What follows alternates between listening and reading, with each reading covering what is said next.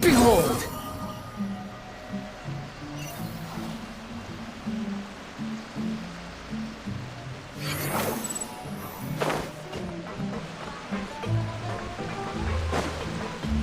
Quit following me.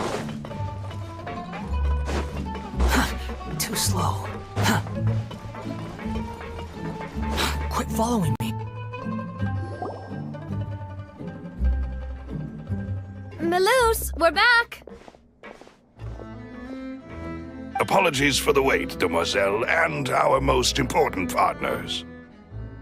You said before that you still had some business at the court. What brings you back to Poisson so quickly? About that. It's because my partner here reminded me of something really important. You see, what if my father's case had something to do with water from the primordial sea? You still remember, right, Maloose? On that night, it was raining? Yes, the case was quite similar to that of Mr. Linney's. Both were what you'd call impossible murders. Could you tell us a bit more about what happened before? Yeah, of course. Many years ago, something called synth began to gain popularity in Poisson.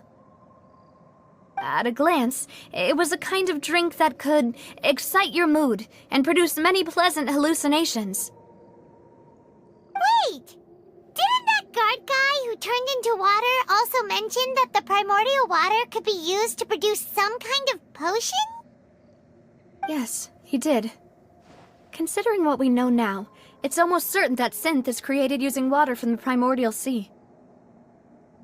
If you drink synth for an extended amount of time, you'll suffer many side effects, such as losing the ability to focus or control your emotions. And if you were to stop drinking it completely, you'll experience flashes of paranoia and anxiety while lacking energy to do anything. It's an extremely dangerous substance. As he oversaw Poisson, my father was compelled to put a stop to synth abuse and called for a complete ban of it. Boss's uncompromising attitude incurred the synth vendor's wrath, but no matter how much they threatened or bribed him, he refused to yield. Not only that, Boss became determined to find the mastermind behind the synth operation and put an end to the problem once and for all. Yes, but the enemy was very cunning. So he could never get anything out of the dealers, all of whom only sold the stuff and weren't privy to the rest of the operation. Recognizing that, my father decided to contact the dealers in secret and cultivate personal relationships with them. Finally, he was able to convince someone to become his informant. The man's name was Jacques. He felt greatly ashamed about his work after seeing many families destroyed by synth abuse. That night, my father hosted a banquet at his countryside estate. He planned to meet up and exchange information with Jacques over some food.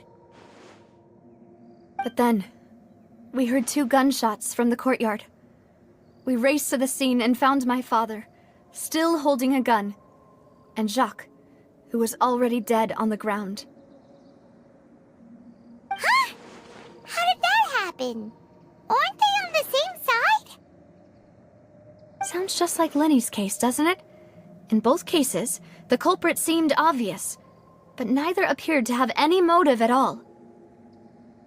Looking back on it, though, I now believe the most important clue was something we all overlooked at the time. There were pieces of clothing left at the scene. Precisely. It's all thanks to you that I made the connection now. Back then, we all just thought they were some costumes that Jacques used to disguise himself at the banquet. But, considering it now, it's almost certain that they belong to a third person at the scene. With one extra person, we'll also need to reconsider why the 2 shots were fired.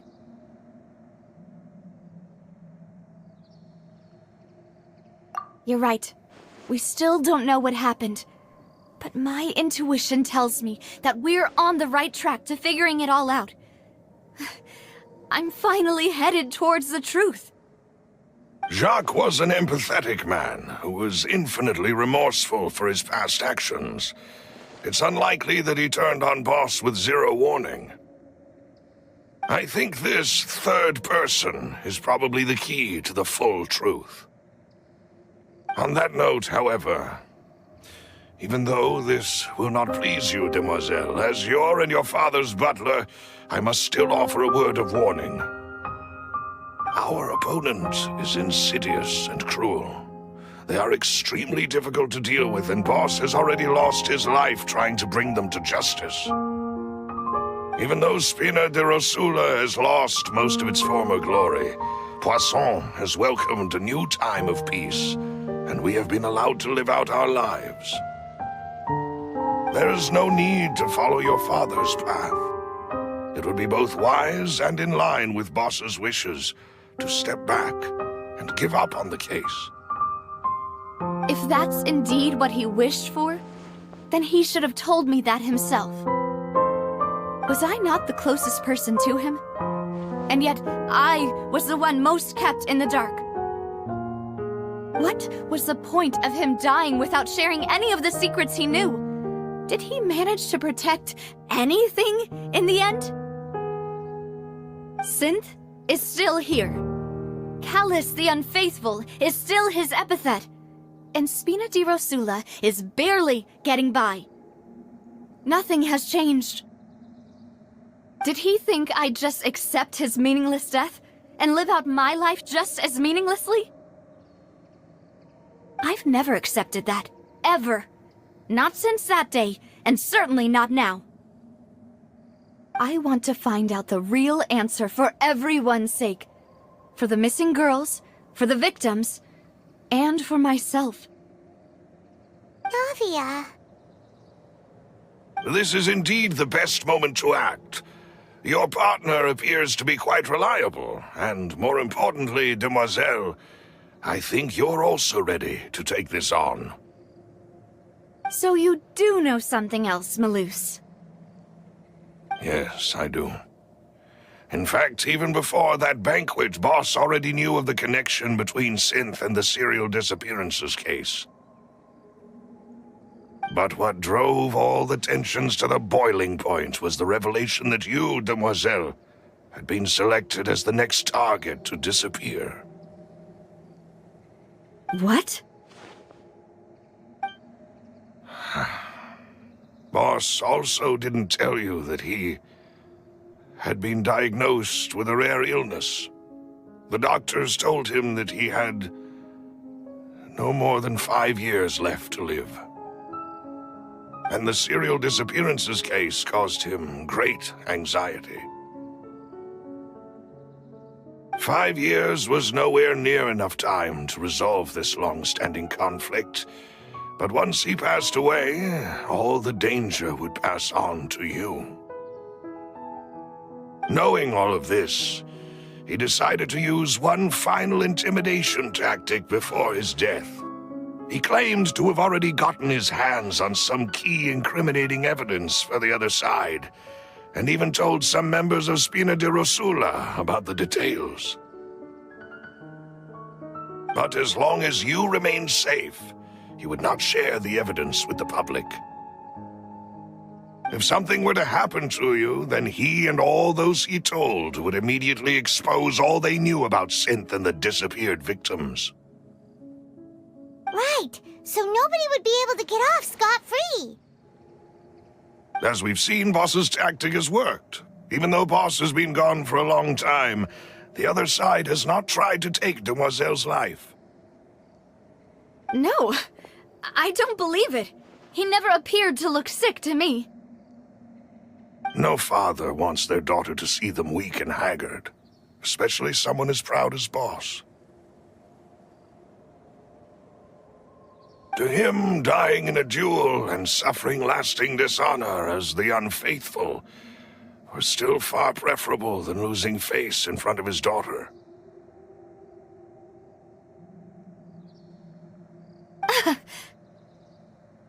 So he chose to die in silence, so that he could protect me. I'm afraid you're not understanding this correctly, Demoiselle. What Boss wanted to hand to you was not a parasol, but a sword. If Boss's spirit could hear you telling me that you want to find the answer for the sake of everyone involved, I'm sure he'd be extremely proud. That fool. Couldn't he have just given it to me straight? No. He might have set up everything precisely because he never thought I'd be able to understand him. Is that the amount of confidence he had in me? And what if I was never able to make it to where I am now? Yeah. I suppose that's true. With the way he'd set things up, if I had wanted, I could have just lived out my life without a care in the world. But thankfully, he rarely talked to me about complex matters, and thus understood little of me as a person. In this case, he really didn't need to give me an easy way out. Malus, what was the key evidence that he shared with you? It's the location where synth is produced. Essentially, it's the enemy's headquarters. When he was threatening the enemy, Boss didn't share the specifics of the incriminating evidence he found. But if you want to use it against the enemy, you'll still have to take several things into consideration. Why? If we know where the place is, can't we just go storming in? You mustn't forget that we're fighting against a mysterious and dangerous organization that's been in operation for decades. There's no telling what might be lying in wait at their headquarters. We also have no idea what kind of evidence we may be able to find inside, nor what people we may be able to capture. But a single visit to their headquarters would be tantamount to a formal declaration of war. The worst case would be that we leave empty-handed, but also open ourselves up to full retaliation. Then, in that case, why not work with the Fontaine authorities? Well, you saw one of them dissolve during Mr. Linney's case. We have no idea just how thoroughly they may have been infiltrated. Huh. That's true. Seems my father really had no choice. But things are different now. It should be a lot easier to prove the other side's guilt, now that we've connected Synth with the disappearances case. You sound like you've put a lot of thought into this, Malus. I am the butler, after all. I live but to serve the boss and Demoiselle's will. I've always been willing to take on any kind of risk for your sake. But considering my relative lack of ability, I've spent my time keeping secrets, performing basic investigations, and waiting for the right time to come. Thank you for all of that, Malus. Have you discovered anything new in the past few years? Let me think. One conclusion I came to was that the enemy must be quite familiar with Spina di Rosula, or at least have an informant planted here. When I announced orders to the organization's members on Demoiselle's behalf, I used to deliberately keep a few people in the dark and observe the reactions of the synth vendors. If the vendors didn't change their plans, then the individuals informed of our orders must be innocent. If the vendors packed up and fled, however, then someone must have given them the news.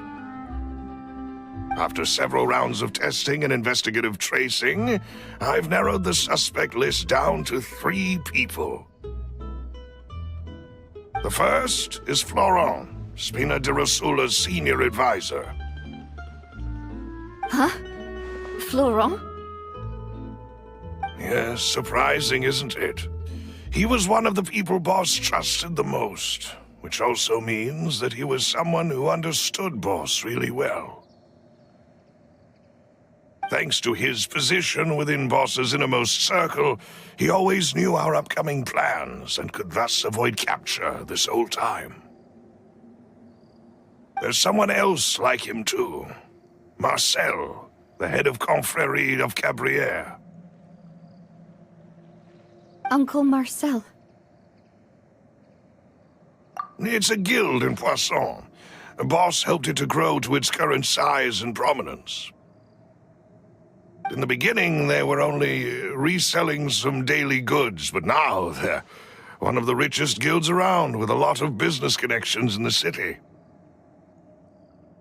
So, they're like a sister organization of Spina di Rosula? Yes, you can say that. When we were fighting against the synth dealers, they provided us with plenty of support. It's a bit difficult to imagine someone using their own money to hunt down themselves. The final suspect is Thierry, the man responsible for coordinating information between Spina di Rosula and the guards. Although the guards mostly leave us to our own devices, there are still many activities we have to report to the local authorities. Since Thierry is always in the know about our current activities, he could theoretically always plan one step ahead. I see. These are all people who I communicate with quite regularly.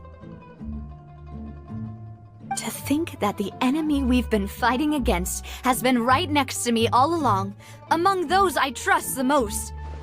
It's almost too hard to believe. If you want to investigate them, please take every precaution to not alert the quarry. Judging from our experience, the enemy is extremely cautious. Of course. And thank you, Malus. You've provided us with a lot of great information. You're too kind, my lady.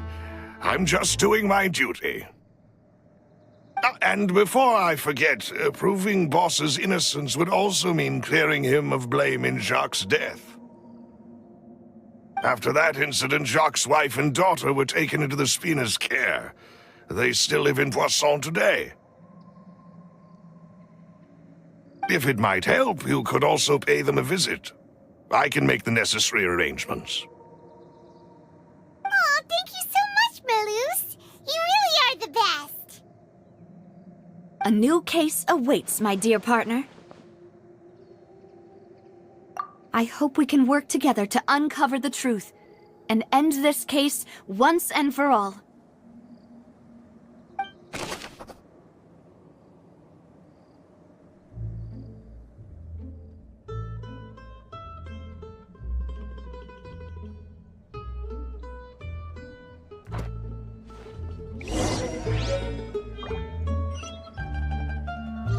The wind rises.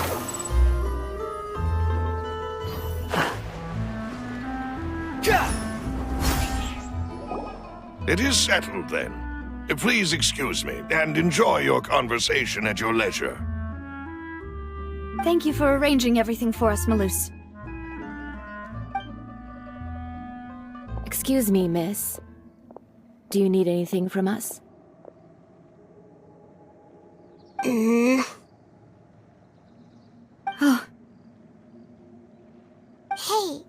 Navia's all quiet. This isn't like her at all. I'm sorry that I only came to visit after all this time. After what happened, I didn't know how I was supposed to face the two of you. If it's about that, there's no need to apologize. After my husband died, Spina di Rosula sent us a lot of mora and support. I understood your guilt and apology to be genuine. But aren't all of those things nothing compared to the loss of Jacques? I can understand the kind of pain that comes with losing a father so needlessly. You don't understand at all. I didn't know how to face you, because I didn't know what I could possibly bring as a consolation gift. I know only the full truth could bring closure to you, and to all of us. I'm sorry. I appreciate the sentiment, but you don't have to carry all that guilt. On the matter regarding my husband, my daughter and I have more or less found our answer already. Would you mind sharing it with me? I really can't believe that my father could ever bring himself to shoot Jacques. I always knew that my husband's money was earned through others' suffering. He told me countless times that if he could turn back the clock, he would never go into the synth business again. He had many regrets, and felt that he took the idea of providing for his family too literally. For the longest time, he thought Mora was everything. So when Mr. Callis came to him with a proposal, he accepted it almost immediately. He tried to be as careful as he could, but even so, he was still found out by the higher-ups. They found out about his betrayal? Papa didn't say that exactly, but Papa did tell me that I should never be ungrateful. Before he left that day, he told me that he had no choice. It was only later that I realized it was his final farewell to the two of us.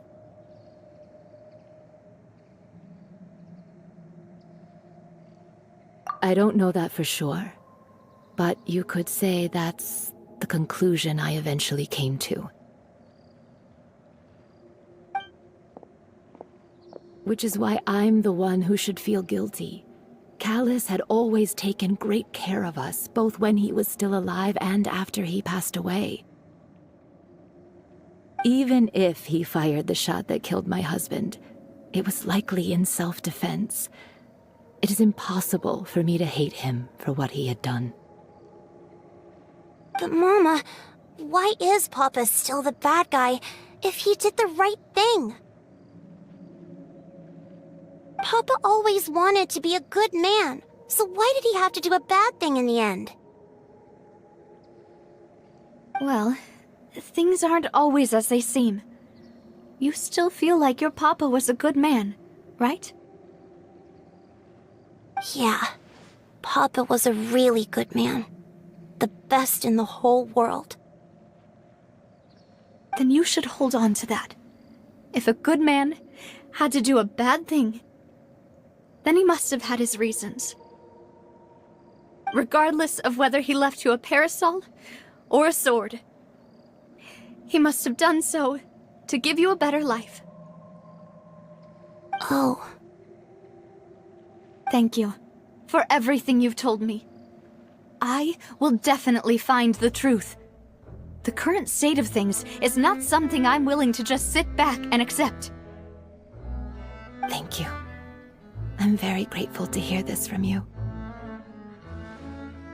Even though your personality is quite different from your father's, your determination when you speak is really similar.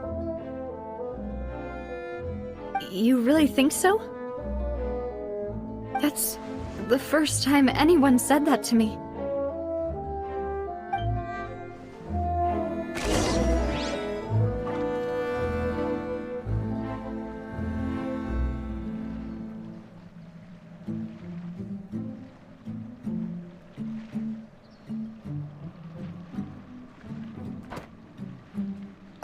I'll leave my husband's case to you. Thank you, Miss Spina, and Miss Spina's friend.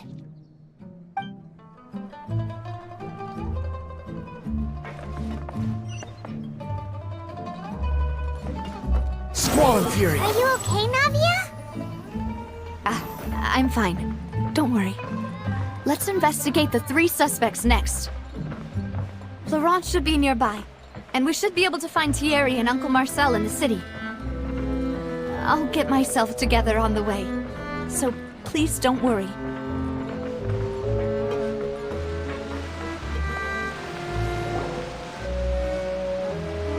Greetings, boss. How may I be of assistance today? I'm sure you've heard about what happened at the Opera House? Someone got turned into water right in front of us. Yeah, I've heard. With something that dramatic, I'm sure journalists will milk it for all it's worth. And it'll be all the talk for the next several weeks. It also reminded me, on the day that the incident happened with my father, it was raining outside, and we found some clothes left at the scene. After my partner here put the dots together for me, I feel like we should try to reopen his case. Can you do me a favor and try to recall what happened that night? Let me think. Mr. Callis was feeling pretty upbeat that day. So he was drinking and bantering away with us at the table. After that, he told us that he wanted to go get some fresh air. So we let him go without thinking much of it. Who knew that we would hear 2 gunshots ring out right after? My first reaction was that Mr. Callis's life was in danger. So I grabbed my holster and made a mad dash toward the scene. But when I got there, it was already too late. Mr. Callis was standing over a dead body with a gun in his hands. All we could do was look back and forth at each other, not knowing what to say. So you also remember 2 gunshots then? Indeed. The guards said that the first shot didn't hit anyone, while the second killed Jacques. But I've never really bought that explanation. Reason being, Mr. Callis had left his gun on the table. I even made sure to confirm that before running to the scene. But according to the guards, that doesn't mean he couldn't have had other guns on his person. About the clothes left at the scene that you mentioned, do you think there was a 3rd person there who was turned into water? At least from our perspective, my father had no reason to kill. So he would also have no reason to bring an extra gun with him. The gun he was holding probably belonged to Jacques, or a 3rd person on the scene. Yeah, that makes a lot of sense. So you're saying Mr. Callis ended up with the gun because he seized it from one of the other guys? But hold on. If that's what had happened, then why didn't he share the truth with any of us? He didn't even want to face the Oratrice machine, and chose instead to prove his honor in a duel. Did he lose all faith in the courts after seeing someone dissolve right in front of his eyes? About that, Malouse told me a thing or two. So, I think I can understand why he committed to the duel. I'll tell you everything once the whole truth has been revealed. I understand. Then I'll leave Mr. Callis's honor in your hands, boss. And if I may just say one more thing, the whole Callis the Unfaithful epithet has been a thorn in my side since the day it was invented.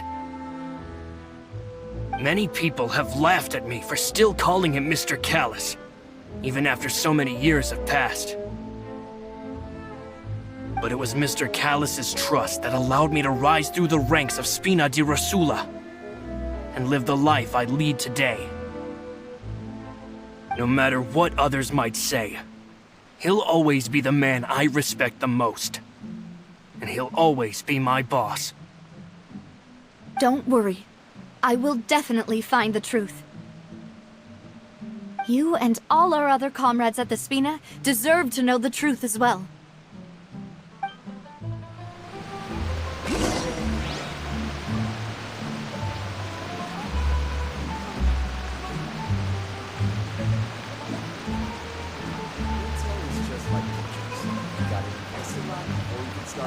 My apologies, boss, for that last sentimental bit.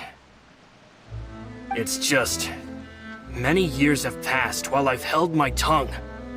It's not often that I get to share my true feelings with others.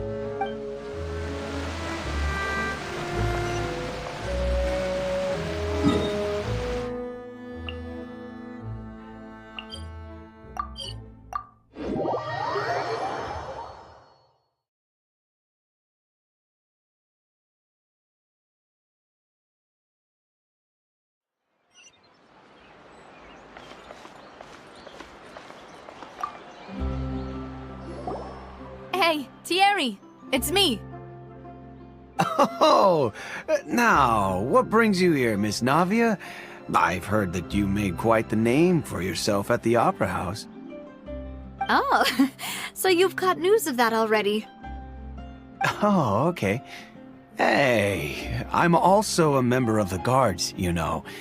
The way you make it sound, people would think I was sent off to Poisson because I had done something wrong. Are you sure there isn't a little bit of truth in that? Under normal circumstances, shouldn't you have been called back to the city already? I mean, where I work is really up to me. Let's just say I enjoy the ambiance of Poisson. Callis did a fantastic job running the town, building Spina di Rosula from the ground up and clearing many obstructions in my way. It would be next to impossible for me to find a similarly easy but high-paying job in the city. Anyway, enough chit-chat. Are these two friends of yours? You, here for some formal business? Yes. These two are my partners. What happened at the Opera House made us realize that Linny's case and my father's may be related. We're trying to reinvestigate the details of my father's old case. Ah, I get it. You think there might be more to the case now that we know people can be dissolved into water, right? I was also flabbergasted when I first heard of it. If you want to go through the original files from your father's case, I can help you look for them. That'd be much appreciated. Thank you. Actually, I have another question. Do you have the authority to dispatch Gardamex? Of course. Without them, I couldn't possibly handle Poisson on my own. Why do you ask? We definitely can't use them to forcefully get more evidence for your father's case. Well, you see, just recently, we were attacked by a horde of unnumbered Gardamex in the city. So, if you hypothetically wanted to do something against me, all you would need to do was get rid of the mecha serial numbers and send them after me. Then you think too highly of my abilities. Dispatching mecha is very different from controlling them. If I had to make an analogy, when you order a dish, the chef will make it for you. You can ask the chef to cook, but not to massage your shoulders or carry your baggage. If you try to make unreasonable demands, the chef would just think you're out of your mind and ignore you completely. The same goes for me and my Gardamex. Removing a serial number is also not as easy as you might think.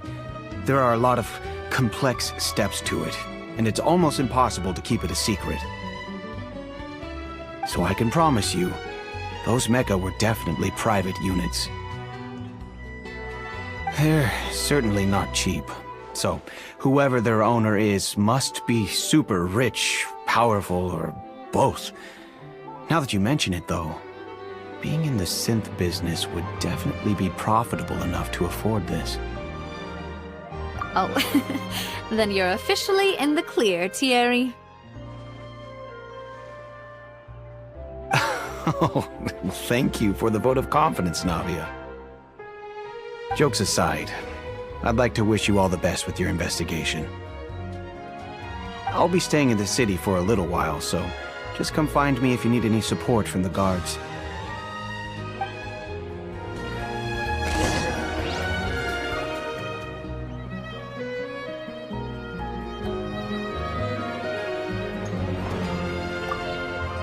I'll see what I can do for you in Spina di Rasula when it comes to guard stuff, but don't go advertising it to everyone else.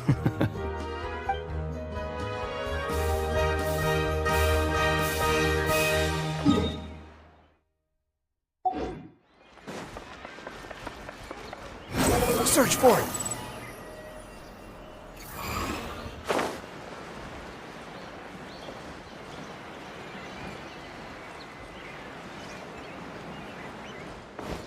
The wind rises.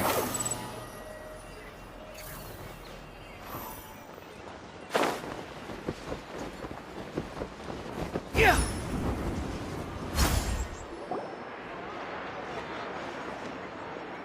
Hello. How may I help you? I'm here to see Marcel. Could you please let him know? You can just say Navia's looking for him. Sure. I will let him know right away.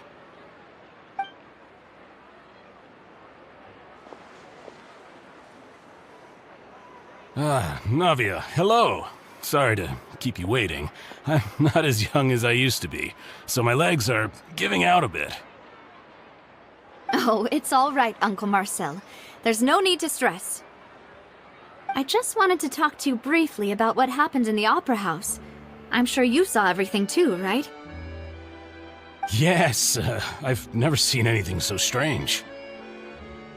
Oh, you were at the Opera House too? That's right. I went there with Navia to see the magic show. Who knew it would turn into a whole murder mystery? I also witnessed your marvelous sleuthing work. Quite impressive. To beat the Hydro Archon at her own game on her own turf, I can already imagine everyone in Fontaine discussing your exploits over a few glasses of wine. Oh, Paimon doesn't want to become the talk of drunkards. Apologies. It's just how Fontaine is as a nation.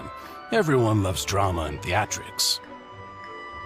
Uncle Marcel, you've also noticed that other thing, right? The fact that humans can dissolve in water? Yes, I was reminded of your father's case right away. Is that what you're investigating now? Exactly. I still don't have much solid proof, but I can sense that the other side has already begun to act. Oh, and what makes you say that? We were attacked on Araneus by some unnumbered Gardamex. And there was also an attempt to get me to drink water from the primordial sea. If not for the vigilance of my partner, I probably wouldn't even be here talking to you right now. Oh, you're giving us too much credit. Wasn't it you who protected us? Alas, it seems things are heating up again. The peace that Callus sought so dearly will soon become a thing of the past. But rest assured, Navia, Poisson will always remain a safe haven for you. If you're scared, you can always return there. If anyone dares to lay their hands on you there, the Confrérie of Cabrières will use its funds to the last Mora to bring them to justice. Thank you, Uncle Marcel. But I don't intend to go into hiding.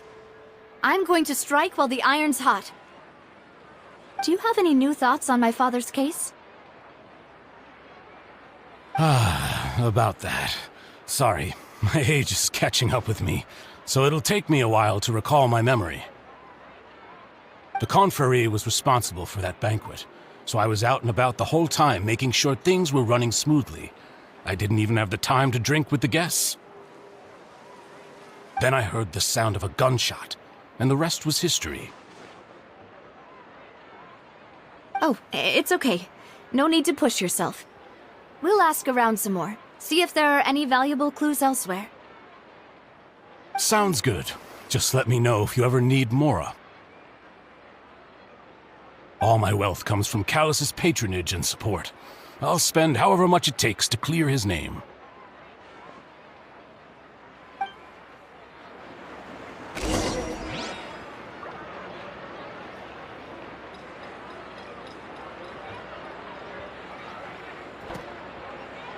Alas, why do these kinds of things happen to the kindest people?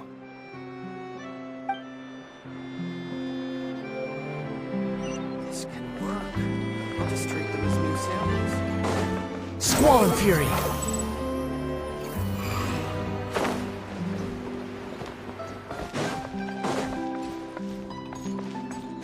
Behold!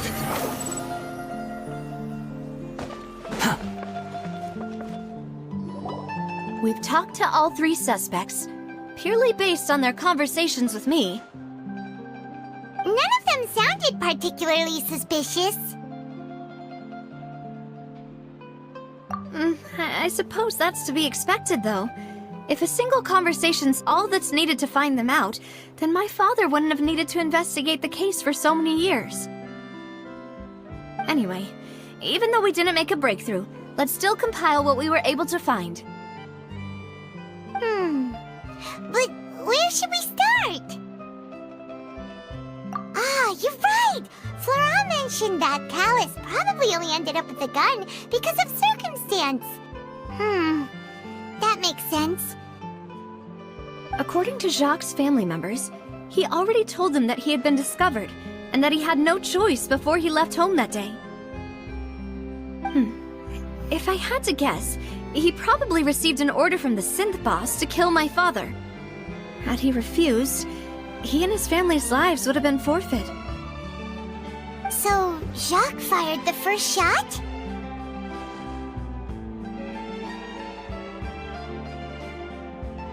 Oh? And why is that?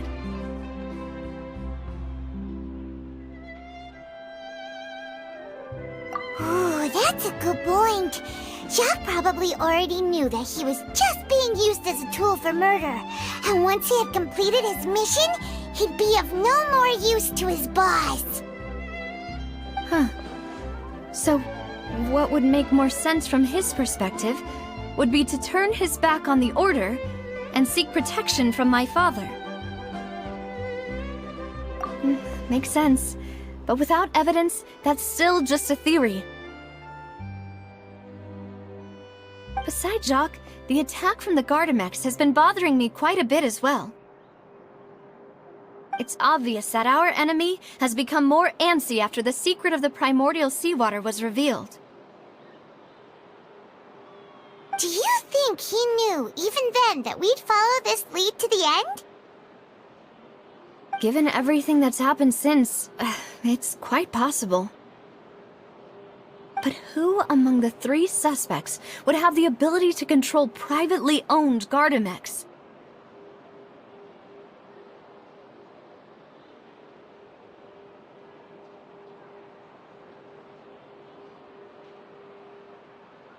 Thierry, you say? It is possible that he's figured out a way to convert the Gardamex for personal use. But I didn't feel like he was lying when he was talking to us about the mecha. I also don't think he'd be able to keep that kind of tampering under wraps. Yeah, had he actually tampered with the mecha, we'd be able to prove it with a simple check of the guard's inventory.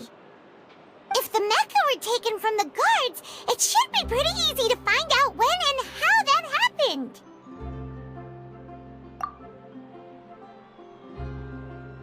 Florent? It is true that he was closest to my father, and thus had the best chance of learning about his dealings with Jacques. But as Spina di Rosula's advisor, his work mostly deals with personnel and security, so he shouldn't have much means when it comes to finances. So you're saying he's too broke to afford a mecha army?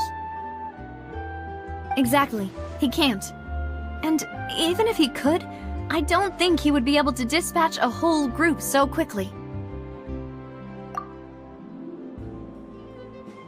Uncle Marcel?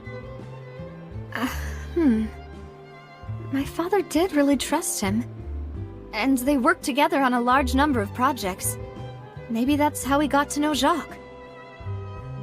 And with funds from the Confrérie, he could also afford a large number of Gardamex. It's still really hard for me to imagine, though. After all, Uncle Marcel has been around since I was just a child. Also, wouldn't this mean he has been spending a whole lot of mora and energy to fight his own synth business? Who could it be?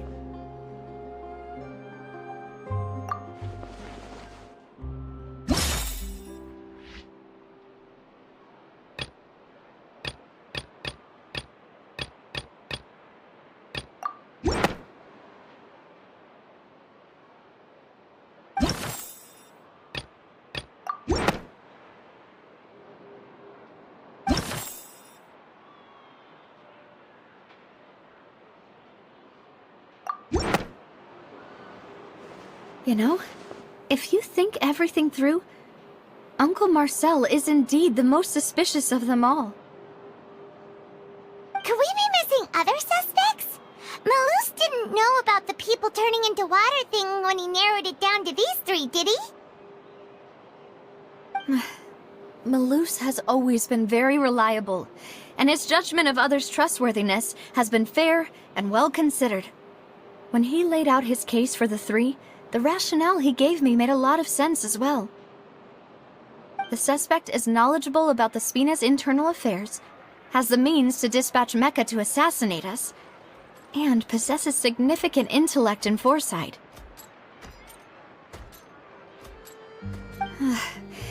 Even if I don't want to believe it, I'm starting to see how things could all tie back to Uncle Marcel.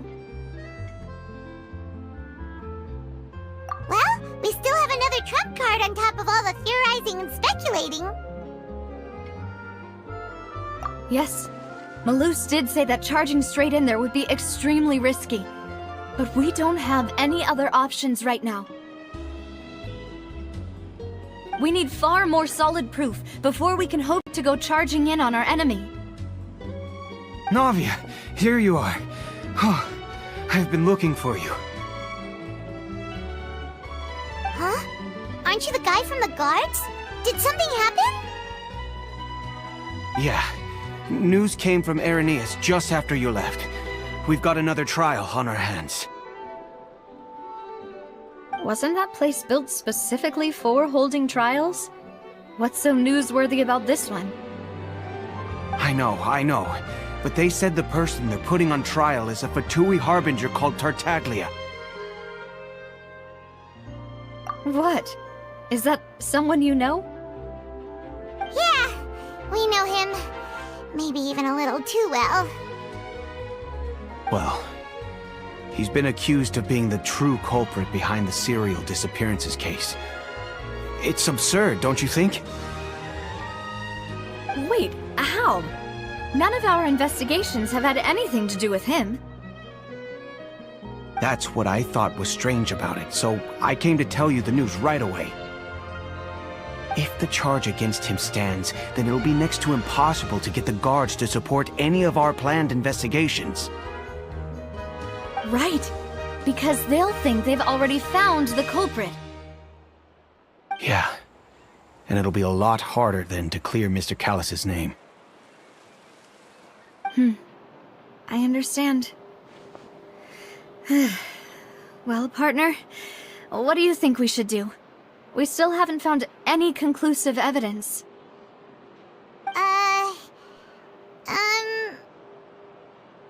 Huh? Split up? What do you mean?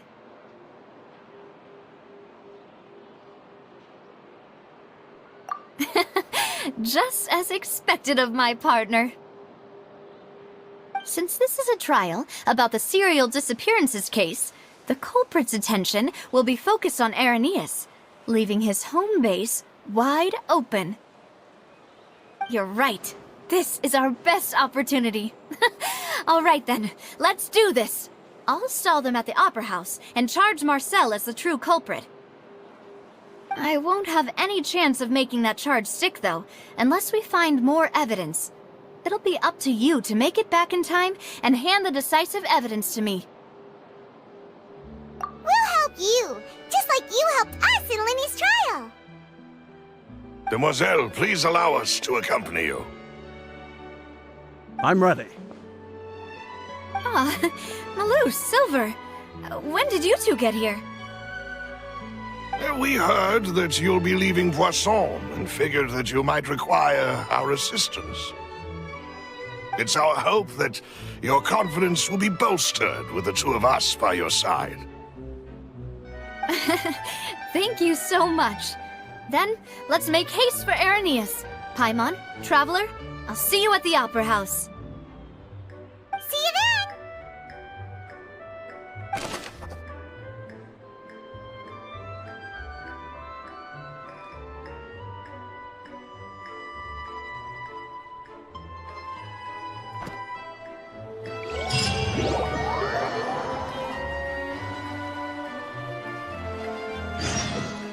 Now that Navia has set out for Irenaeus, we should also get going.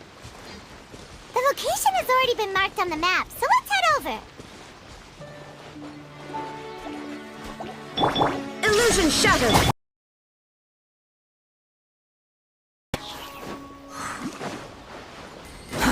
Too slow. Huh. According to Malus's info, the synth production base is underwater. Let's go and try to find the entrance.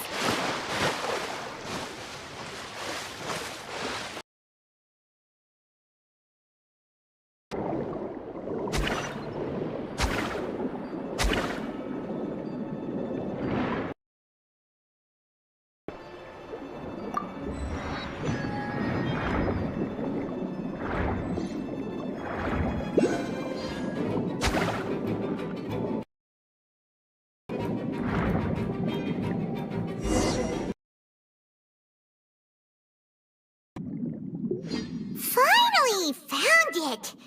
Huh. So this is the entrance that leads to the synth production base. It sure doesn't seem out of the ordinary at all. Ah, you're right. An important place like this is bound to have a ton of protective measures and mechanisms. Navia's probably arguing up a storm right now to stall for us.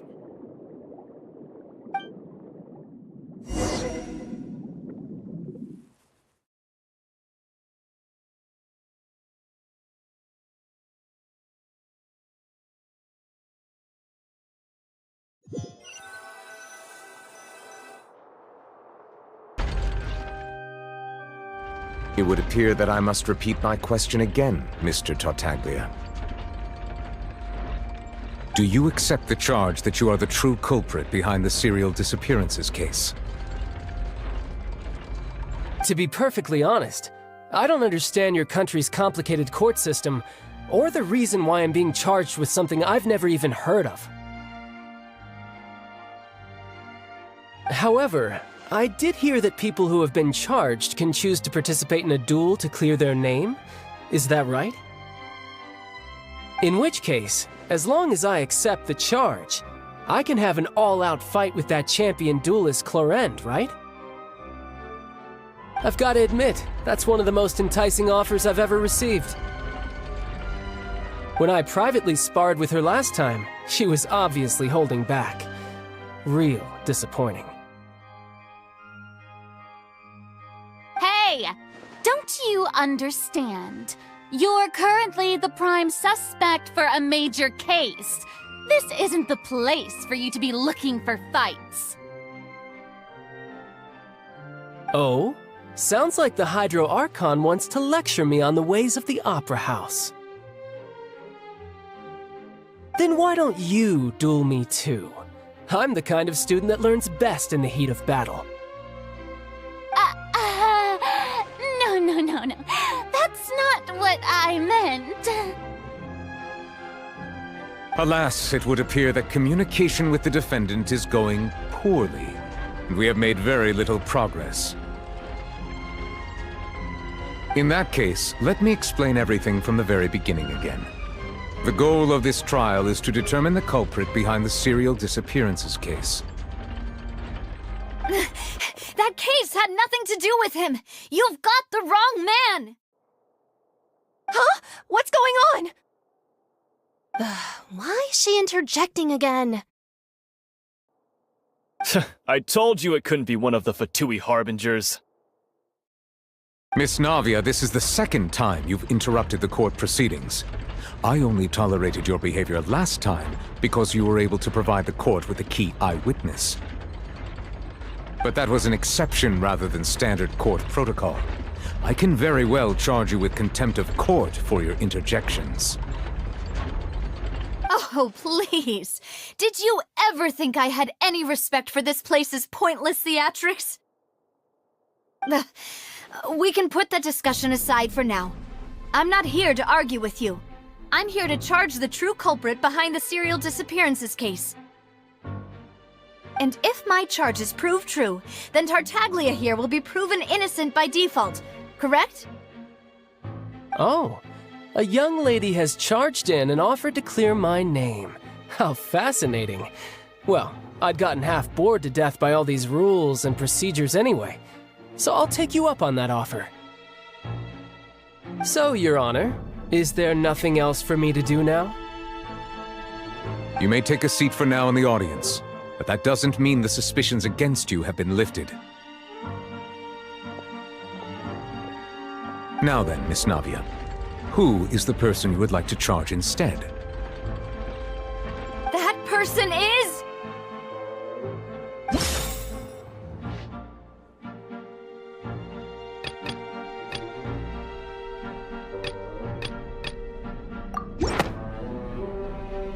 Marcel, the head of Confrérie of Cabrières. Huh? What confrérie? Never heard of them in my life. I've heard of them, but weren't they Spina di Rosula's sister organization? Oh, is this going to be a friends to enemies type situation?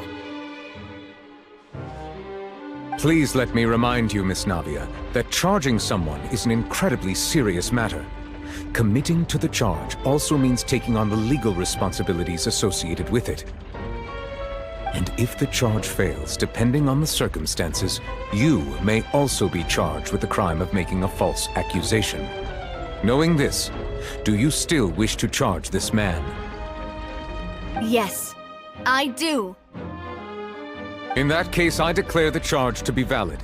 Miss Navia and attorneys, please take your places on the court.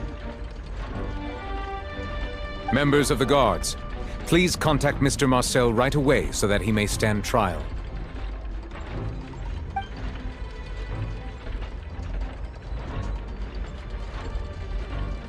Mr. Marcel, you will not require an attorney. Is that correct? Apologies. It all just happened so quickly. I still haven't figured out what's going on. I think an attorney won't be necessary. This is probably just a misunderstanding between me and Navia. Very well. In that case, since both sides have now arrived, Miss Navia, please present your charges. I would like to take everyone back to 3 years ago, to the case of Callus the Unfaithful.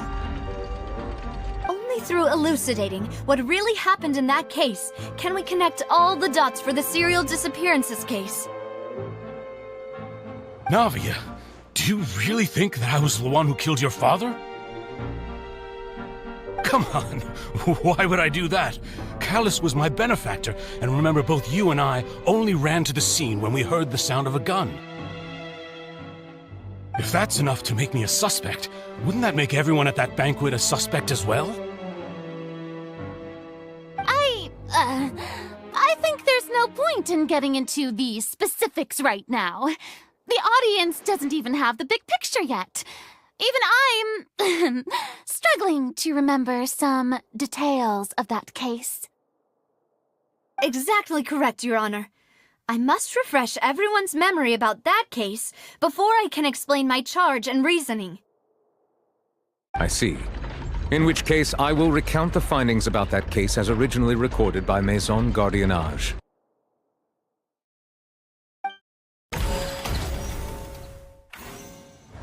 On the day of the murder, Spina di Rosula hosted a large banquet in a countryside estate owned by the Confrérie of Cabrières. During the banquet, all attending guests heard 2 gunshots from the courtyard. When the guests arrived at the scene, they found the primary suspect, Callus, holding a gun, while his acquaintance, Jacques, lay dead from a gunshot wound.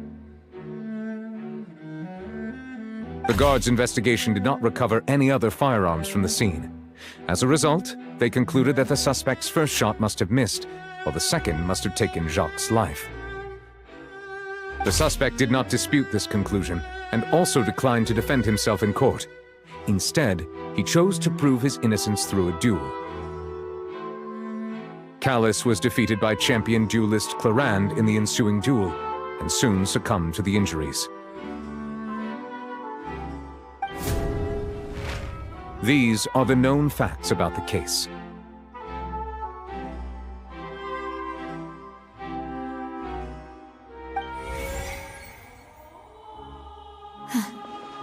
The one with the motive to kill was Jacques, not my father. And even so, Jacques still had no reason to pull the trigger. In truth, the third person shot Jacques first, and was shot in turn by my father when my father seized the gun from him. After that, the true culprit turned the third person into water, erasing all traces of him from the scene. Thank you for the summary, Your Honor. Of course, the guard's conclusion appeared quite sensible to us at the time. However, we should revisit the case now that we've gained new information about the abilities of water from the primordial sea.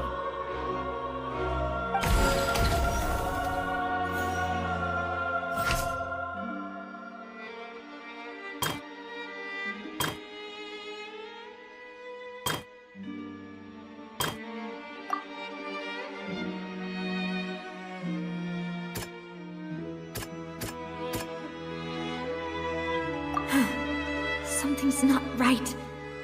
Let me think for a little while longer. This assassin first shot Jacques, then turned to shoot Callus, only for Callus to wrestle the gun from him and kill him instead.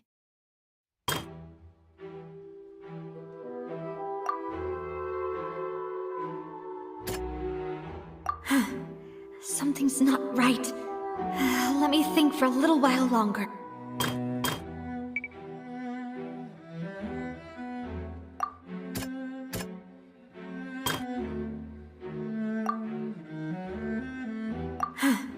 Something's not right.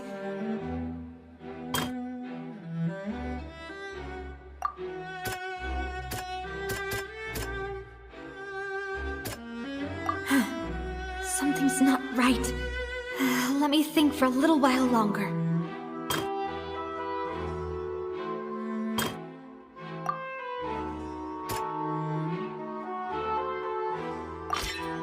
A pile of clothing was found at the scene.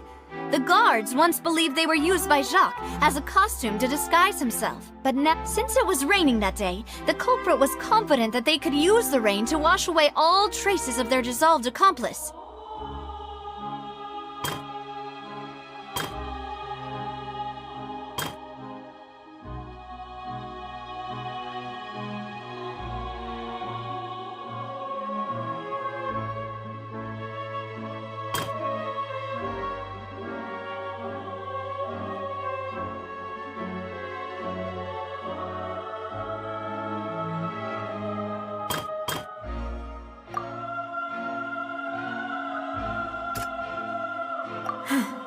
Something's not right.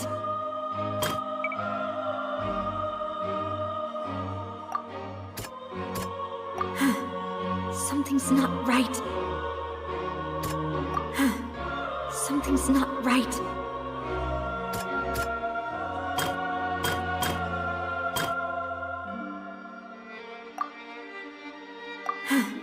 Something's not right. Something's not right.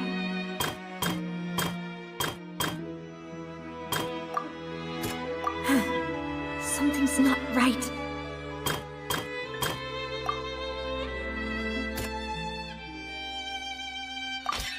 The testimony of the victim's family confirms that Jacques had thoughts of assassinating Callus when he set out for the banquet. However, in the end, he reconsidered, and instead shared everything with Callus, hoping to seek the latter's protection. Unfortunately for Jacques, the true culprit had already considered this possibility, and had sent out another assassin. Realizing this, the true culprit caused the hired assassin to dissolve into water, leading everyone to believe Callus was responsible for Jacques' murder. This is the true version of events.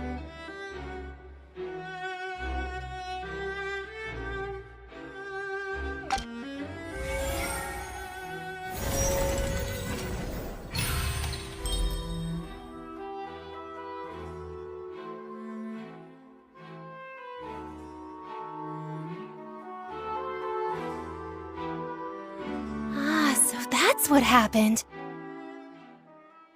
Wait, you're telling me something as dangerous as water from the primordial sea has been used for all these years? What a great theory. It also explains Callus's and Jacques' respective motives.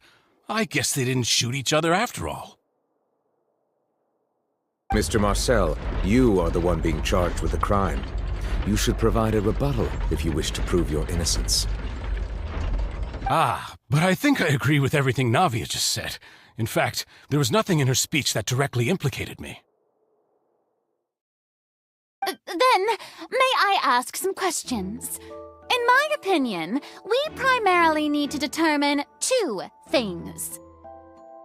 1. Do you have the evidence to back up your claims? I'm afraid not. At least not at this very moment. Boo! If you don't have any evidence, you should just go home! I may not have the evidence with me, but I know where I could go to collect it. If we look up the deserted clothes against a record of people who went missing around the same time, we should be able to find a match. Considering the serial disappearances case, the guards probably kept careful records of all missing persons from around that time, regardless of age or gender. That makes sense to me. Monsieur Neuvillette, I would consider this to be a reasonable investigative direction. Why do I feel like Farina's acting a little differently today? Maybe she's scared of embarrassing herself again? Alternatively, she's become more diligent after charging an innocent citizen in the last trial. My second question has to do with the ensuing duel. If the truth is indeed as you described, then why didn't Mr. Callus explain himself in court? If he had testified that a person had been dissolved, he could have at least mounted a defense. I thought about this too, and the answer is actually pretty simple. He felt there were things that were more important to him. The dissolving power of water from the primordial sea is an important secret for the true culprit of the serial disappearances case. My father could have exposed it for all to see, but he chose to take it to the grave. At that time, Spina di Rosula was in dire straits, and his reputation had already been shattered. He had no guarantee that going forward with the truth would allow the culprit to be brought to justice. What was certain, however, was that it would paint a gigantic target on my back. Boss once told me that Demoiselle had already been selected as the next target of the serial disappearances case. What? If the secret had gotten out, the culprit would have fought an all-out war with Espina right there and then. I wouldn't have been the only one in danger. All of us would have stood to lose our lives. Of course, the guards might eventually figure out the truth of the matter and determine that we were in the right.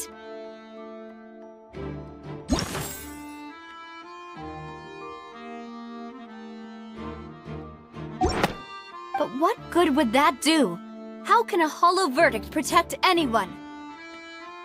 Had this opera house ever given my father any kind of confidence in its brand of justice, Spina di Rosula would have had no reason to exist.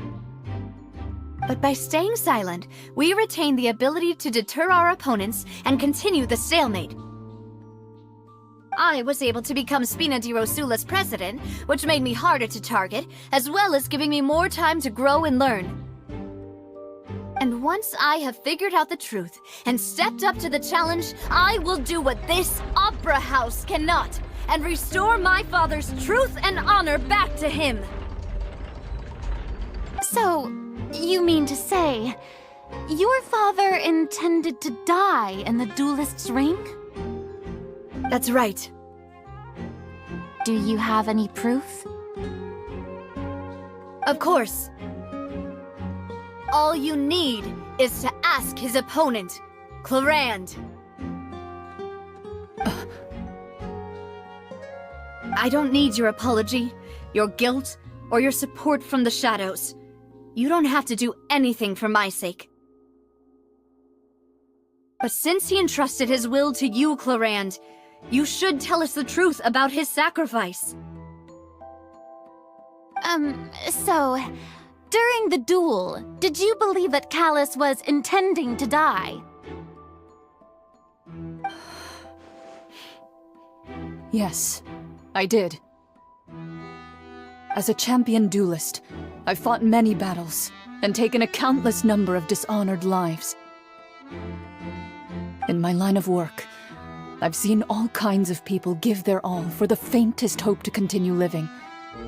Some were determined, others passionate, and some even manic and twisted. Just one look and I can tell if a duelist is hoping to live or if they're looking to die. I hereby swear on my name and honor as a champion duelist that Mr. Callus never intended to leave the ring alive.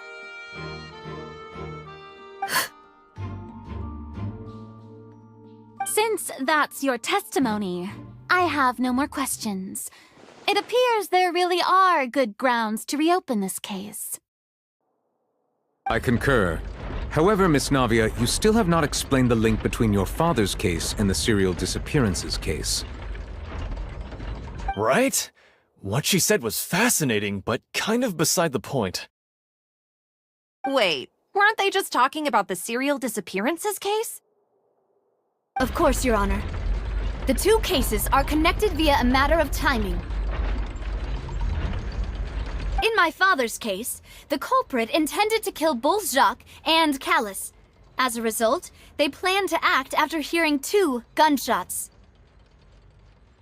And, at the end of Linny's trial, the culprit also only dissolved the victim in front of everyone because they realized they were at risk of being identified. The culprit could only time their actions so precisely if they were already at the scene. Coincidentally, Marcel attended both the banquet and the trial. So that's why you suspected me. Even after hearing your reasoning, I still can't help but find it a little preposterous.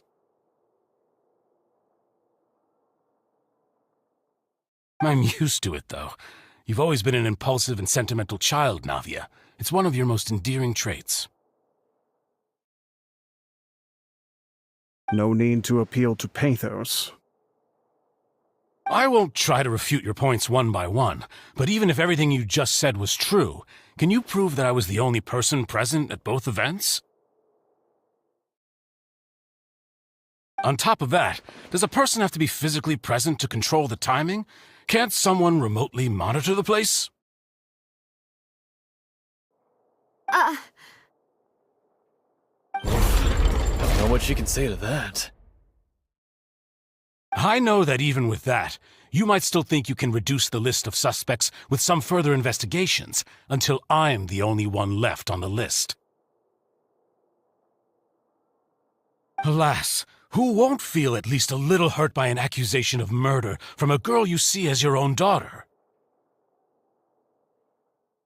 But if I were to dismiss this completely, you'd also think I'm not being considerate of your feelings. Ah well, let Uncle Marcel teach you another lesson.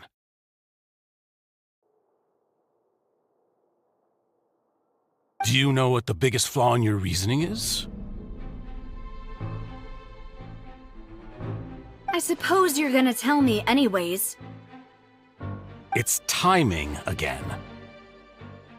I'm a businessman by trade. From that standpoint, there's no reason for me to kidnap young women. It's a high-risk action with nothing to gain. In addition, I left my home in Snezhnaya when I was young to come to Poisson and work in some trade. My business only thrived when I received Callus's patronage. But the disappearances began before I ever stepped foot in Fontaine.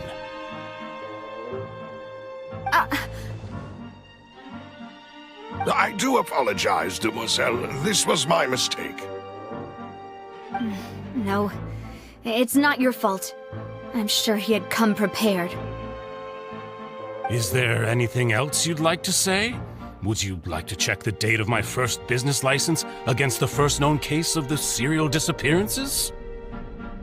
You can also take a look at my border entry records, or ask my friends and family when I left Snezhnaya for the first time. Could those records and testimonies do something to appease the unspeakable anguish in your heart? Seems like she got the wrong guy. At this rate, Navia will be convicted for falsely accusing him. I think you've done a superb job of dissecting your father's feelings as he neared the end of his life. But aren't you going against all of his wishes and expectations right now? He wished for you to become more rational, collected, and conscientious, instead of dwelling only on your own feelings.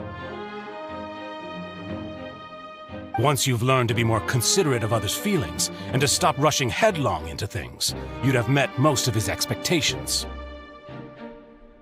This isn't just about me, and it never has been.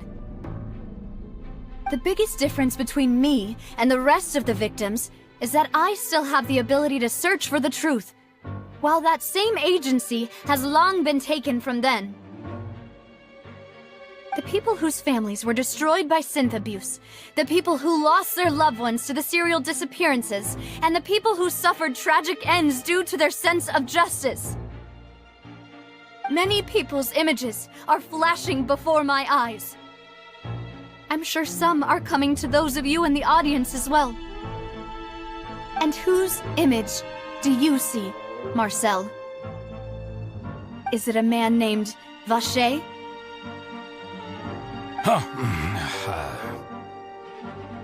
Oh, so you do know that name. I'm merely surprised you'd suddenly say the name of someone I've never even heard of. I was waiting for you to say that.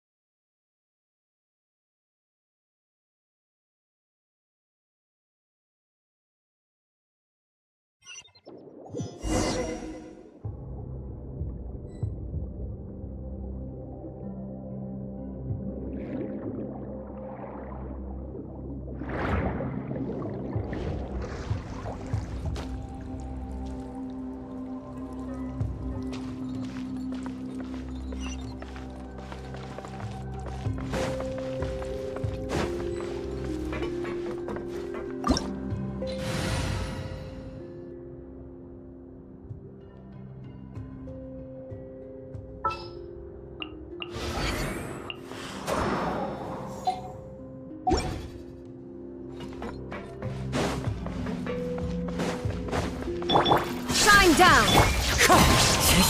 As one with wind and cloud! Wretched vermin!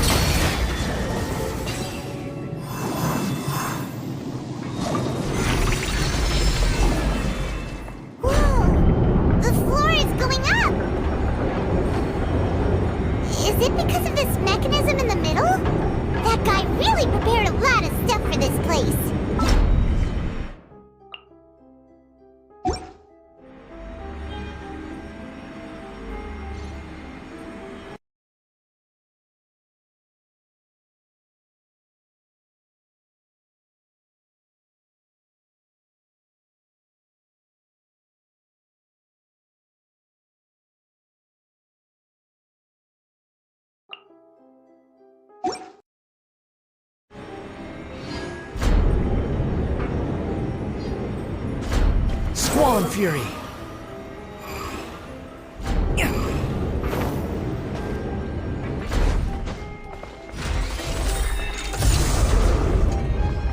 Behold!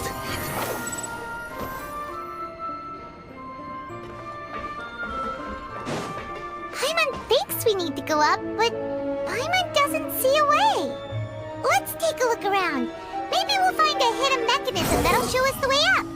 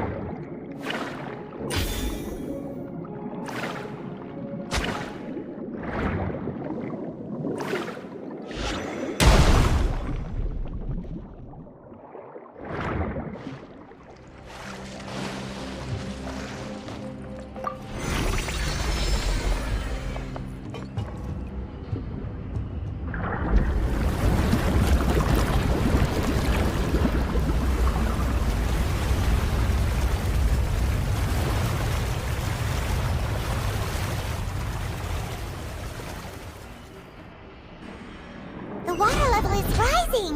Now we can swim to the top! But this is still a ways away from where we need to go.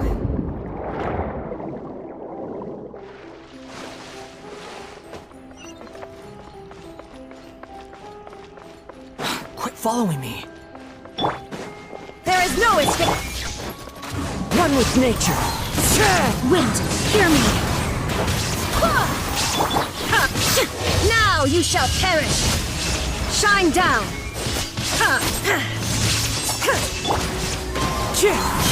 Clouds high. The birds come. Go and fly! The wind rises. Search for it. Know your place.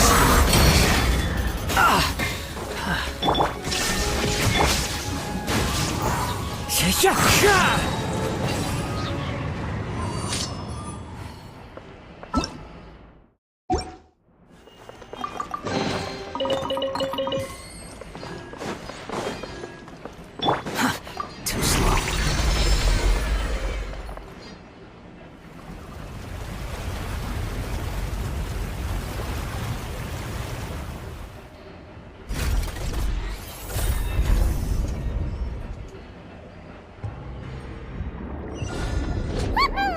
Now the path is clear! Let's go!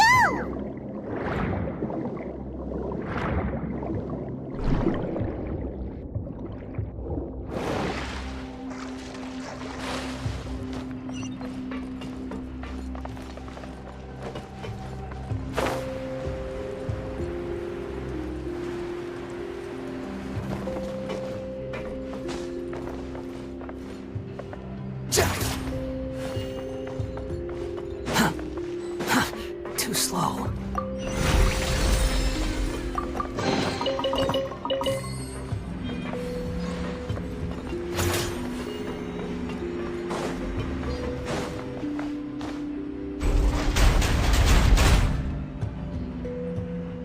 Behold!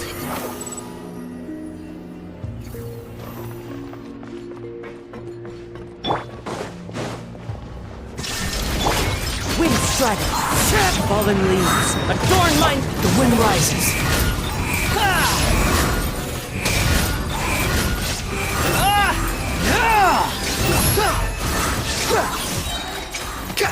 Cry louder!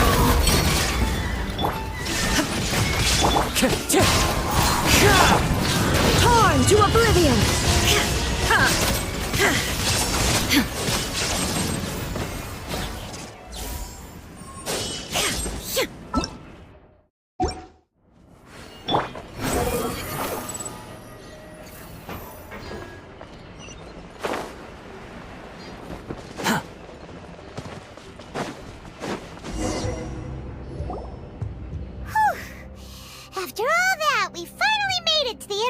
sanctum.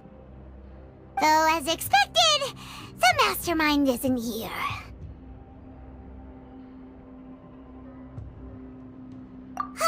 That's right. Then let's hurry up and find some evidence so we can get back to the Opera House and help Navia!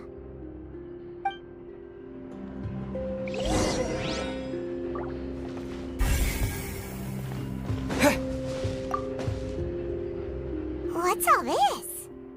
Aw, it's a bunch of really cute things! Pink accessories, a hair tie, a necklace, even a makeup box! Oh, Paimon sees it too, but why are all these cute things labeled with different girls' names? Huh? You mean the girls from the serial disappearances? They were brought here? And then they were turned into water. And all the boxes of things, these names, that means... Oh, this is terrible!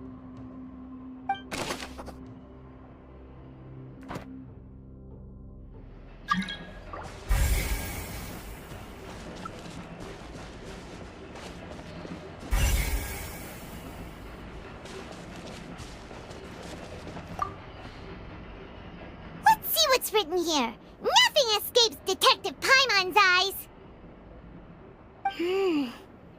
Callus. Navia's father. Oh, this seems to be an investigation report on him.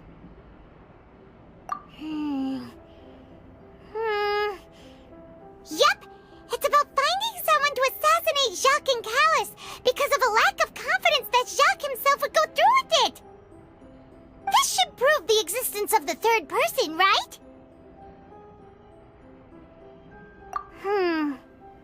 We still have not determined the exact content of the key information Callus has passed on to certain members of his organization. The old dog's a real menace to deal with. Even if he abides by the promise he's made to us, he will still have the upper hand. He can act whenever he wants to make our lives miserable. The only option left is to remove him from the picture entirely. I concur. Let's send someone to kill him. He won't declare war as long as we don't touch Navia. Oh, seems like we've got a bunch of correspondence between the higher-ups. They're all just so evil.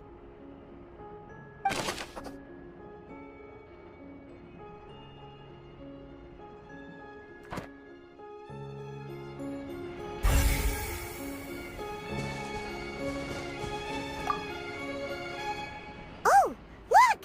There's an important-looking basin over here, and it's full of water. That means this is where they make all the synth, and that special water is the main ingredient. If you dilute it with normal water, you'll get synth, but the pure stuff can dissolve a human. Paimon will take notes on this incriminating evidence.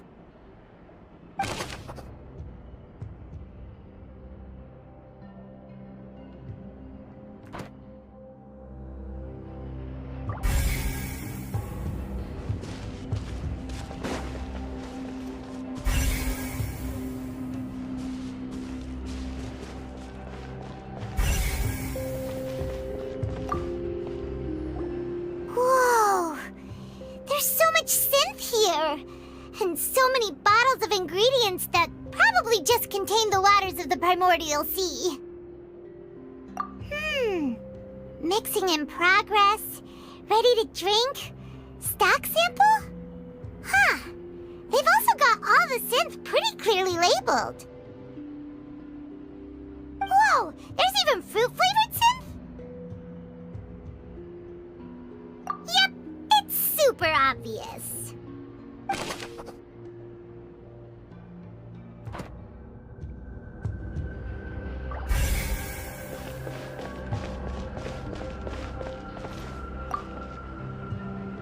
What's this over here? Looks like some kind of place for research. Experiment number 16 aims to verify Jacob Ingold's research conclusions on the primordial sea and use his theory as a foundation to achieve a breakthrough. The experiment was a failure. No individual managed to resurface from the water from the primordial sea. Female specimens 22, 23, and 24 were dissolved.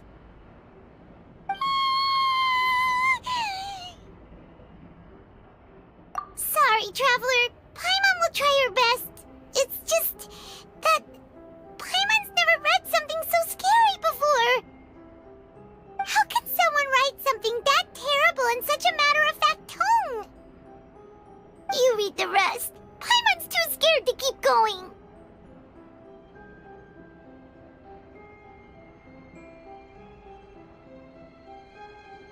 So that's why you did all of these experiments. But did he really think he'd be able to find a way just by dissolving people over and over? That's just insane! Huh?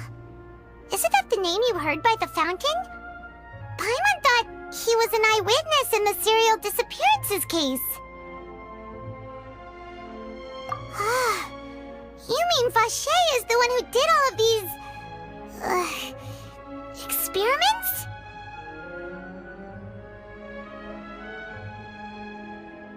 So that's it! Vache was no victim, but personally took his lover and... No, that's not it either! If that's the case, why would he want people to resurface from the water? In any case, Paimon will write it all down.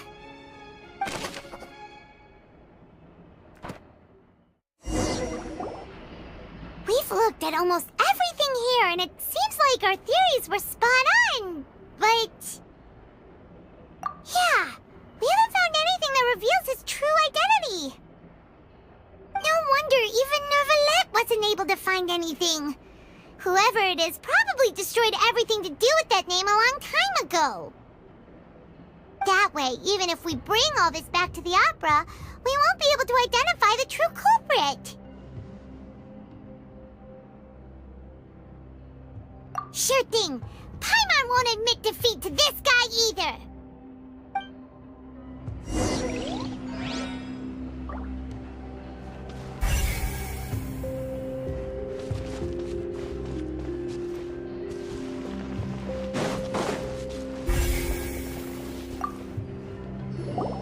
You take that side and Paimon will take this side. Check everything carefully. We'll find something for sure.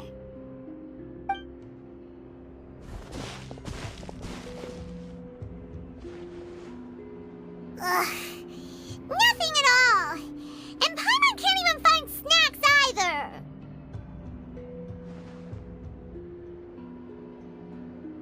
Whoa, really? Let Paimon see. Vinier. Isn't that Vache's lover's name? Then you found her diary. Let's see. Aw, it's just a normal diary chronicling their love story. She was so sweet, too. Oh, Paimon feels even worse for her now.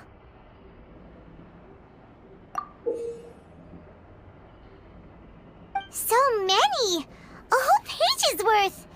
But they're all crossed out. Was she unhappy with all of them? The final name she decided on was... Marcel. Wait, but Marcel's pretty old. Has this case been going on for so long that he's Vache and Vinier's grown son?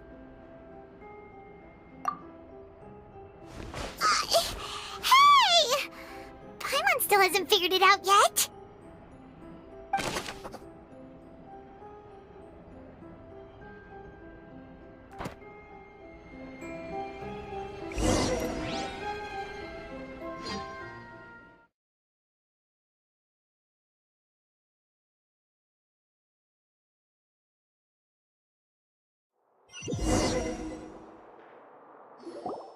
And whose image do you see, Marcel?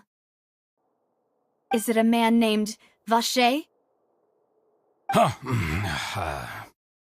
Oh, so you do know that name. I'm merely surprised you'd suddenly say the name of someone I've never even heard of. I was waiting for you to say that. Navia! We're back! As expected of my partner. I just knew you'd return in the nick of time. Just how often do you intend to flout the rules of this court? It's all right, Monsieur Nervalette. Given their confidence, I expect they've found the crucial evidence.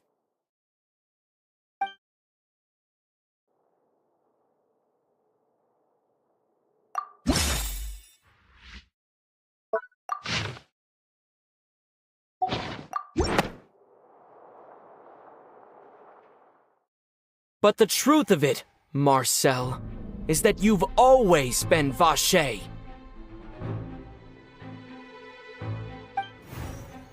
Huh? We've investigated your lair and we already know everything!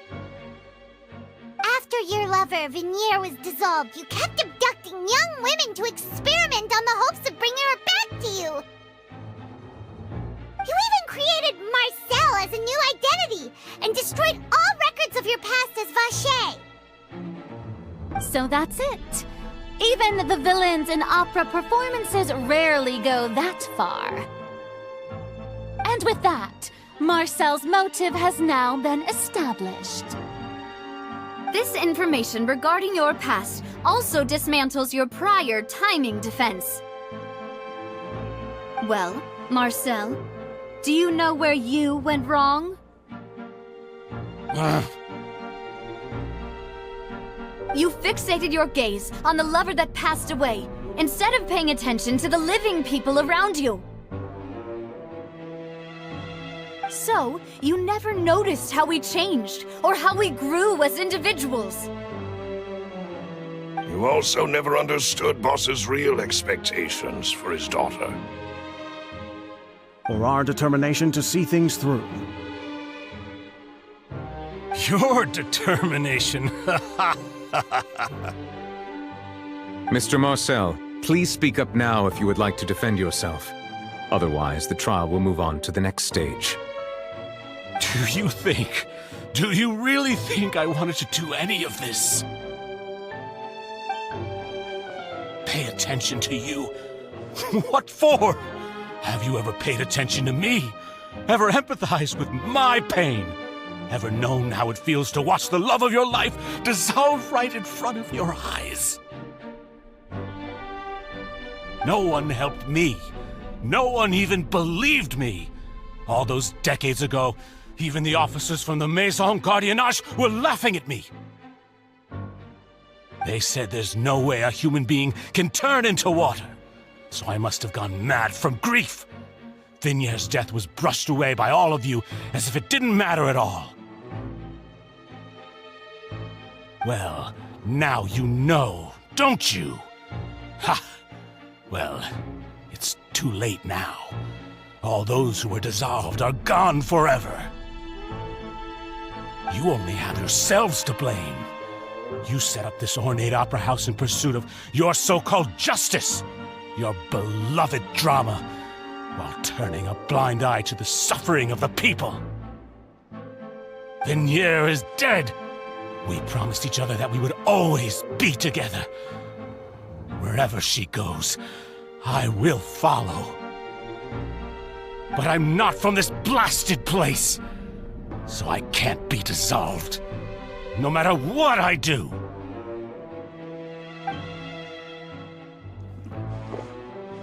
Hey, is that water from the primordial sea that he's drinking? I can't dissolve! Can't dissolve! Can't dissolve! Do you all see? I can't go, I can't follow. So if I can't go where she is, what choice do I have but to try to bring her back? I did all of that, and in the end, That accursed Callus still got the better of me. I spent my entire life living on pins and needles, only to get stabbed by his idiot daughter at the very end. The suspect is exhibiting signs of mental distress. Guards, please restrain him. Don't touch me! Don't anybody come near me! I still need to save Vignere. A promise. We made a promise. Vignere. Vignere! Please, Vignere. Don't think badly of me. All I want to do is fulfill our promise. At this point, the verdict of this trial is clear. With Mr. Marcel's conviction, the charges against Mr. Tartaglia no longer have any basis. Fine by me. I was in a bad mood, but after a show like that, I'm actually feeling pretty good.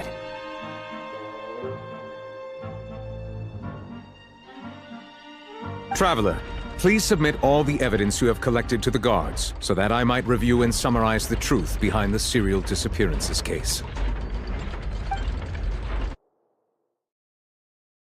The man now known as Marcel was originally named Vacher and worked as an adventurer with his partner and lover Vignere. During an underwater expedition, Vignere accidentally came into contact with water from the primordial sea and was dissolved in front of Vacher as a result.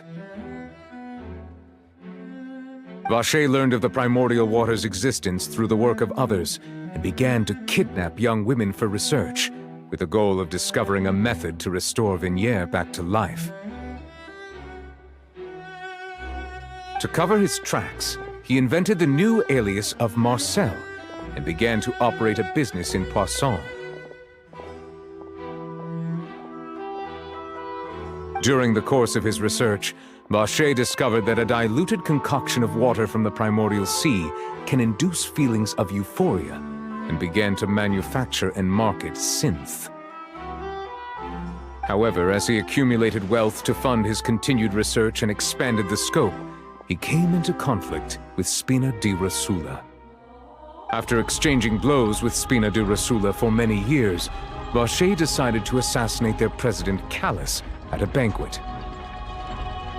Although the assassination did not go as Vacher expected, he was able to turn Callus into the murder suspect by dissolving the assassin he sent to the scene. And just recently, Vacher attempted to frame Linny as the culprit of the serial disappearances case, using a similar method.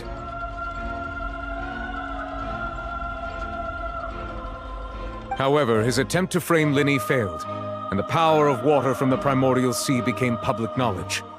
This case also exposed enough of Vacher's machinations that he was eventually successfully charged in court. Thus concludes the enigmatic history of the serial disappearances case, with the truth revealed to all.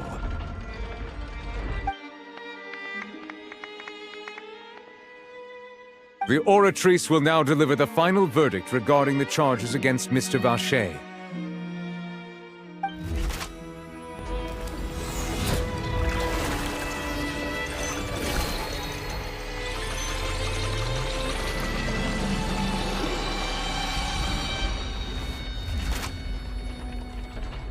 According to the judgment of the Oratrice Mécanique d'Analyse Cardinale, Mr. Vacher is guilty.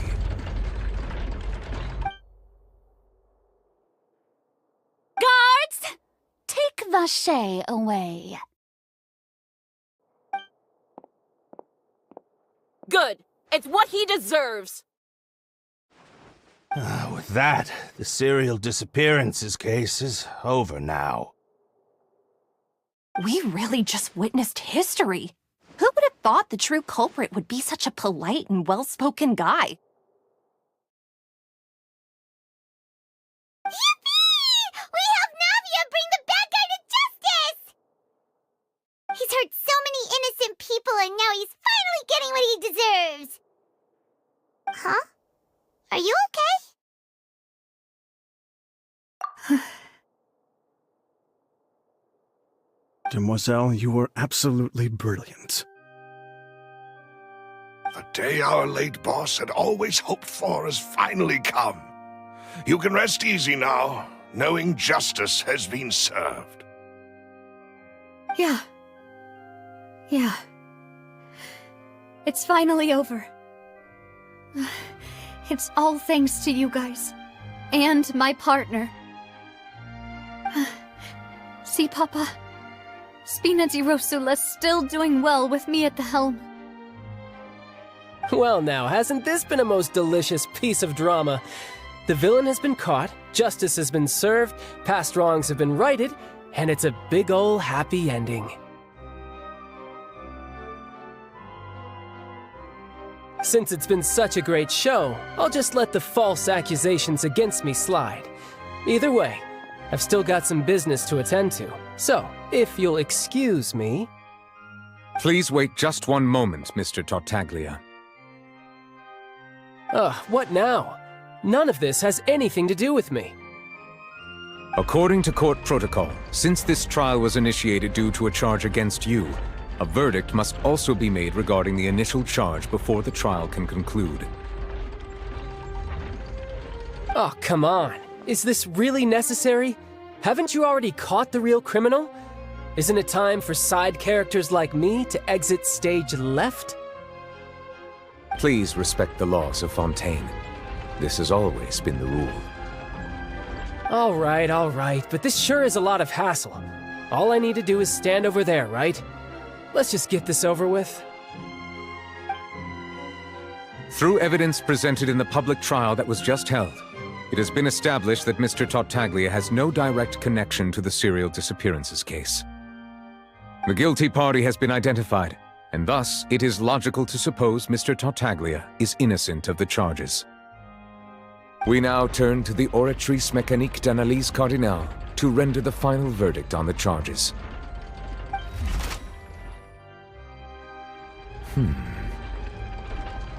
According to the judgment of the Oratrice Mécanique d'Analyse Cardinale, Mr. Tartaglia is...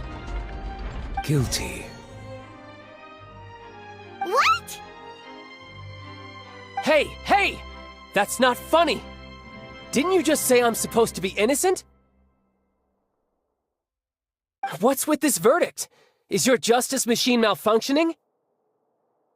Huh? This has never happened before. The Oratrice actually returned a different verdict from the Chief Justice. I mean, have you ever heard of an innocent Fatui Harbinger? Do you think the Oratrice might have just convicted him on general principle? But weren't the charges about the serial disappearances case? No matter what else he's guilty of, it shouldn't affect the verdict in this case, right?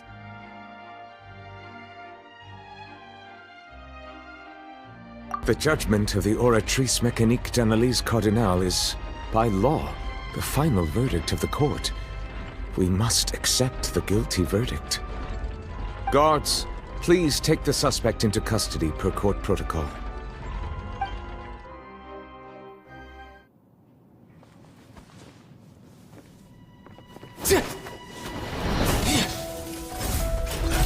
So this is how justice is done in Fontaine.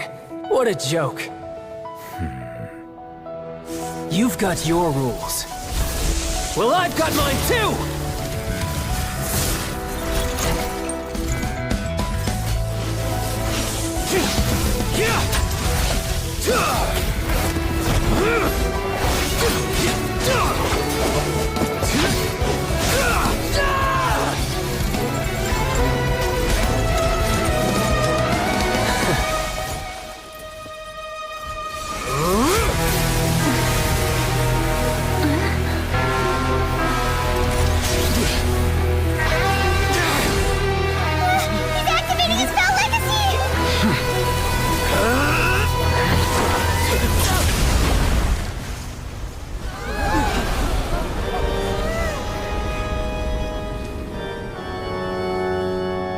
I am sorry. If you have been wronged, we will find the truth. But the rules of the court must be upheld.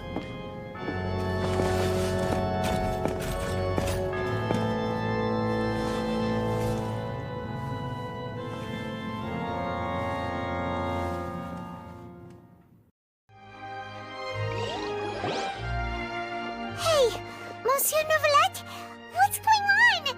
Shouldn't they have been cleared already? Apologies. This is also the first time I've encountered such a situation. However, according to the rules established at the conception of Fontaine's court system, the Oratrice's judgment is the final verdict of the court. All I do is follow court procedure. As for why the Oratrice arrived at the conclusion it did, you should probably ask someone more knowledgeable than me.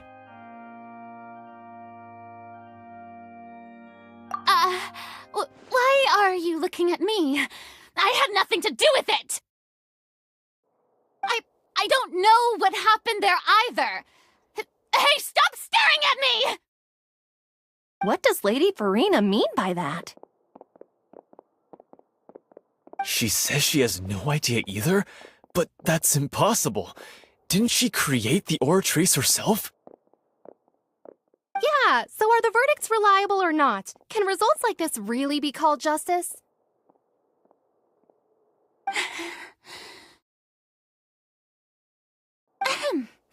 My dearest citizens, did you really think we'd allow an incorrect verdict to be handed out in this court?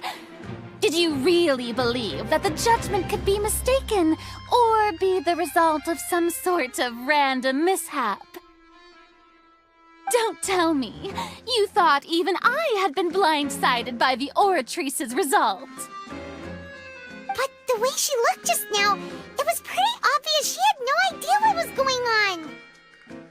However, given the state of things, I shall give you an explanation. Everything that just took place, including my supposed shock and bafflement, was a part of an elaborate performance, with every action meant to stir up drama and excitement. And, of course, for every performance there is a script. Everything has unfolded exactly as I expected from the very beginning. As the embodiment of the very concept of justice, the Oratrice shall never render an arbitrary judgment! If you thought Child had nothing to do with the serial disappearances case, it is only because you've been blinded by the superficial appearance of innocence. Everything he's done, not to mention the danger he poses, are beyond ordinary comprehension and completely unforgivable! All shall be revealed in time. You will come to understand my noble intentions, as well as the absolute correctness of the Oratrice's verdict.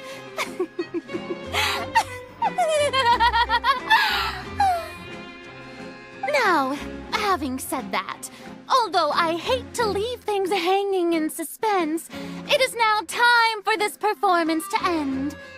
As the lead actress, I shall be the first to take my leave. Toodaloo! So she chose to make her escape after all, did she?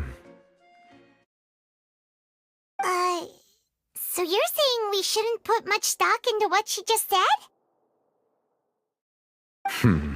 She probably just put on that performance to save face. As for the truth, it's unlikely that she actually has any idea. However, please be assured that I will continue to investigate this case in a personal capacity. Just as I promised, if the judgment has been incorrect, we will do our utmost to clear his name. All right. Even though we feel pretty badly for him, we'll take your word for it for now. After all, he's done plenty of bad stuff, so he should have known he'd go to prison someday, right?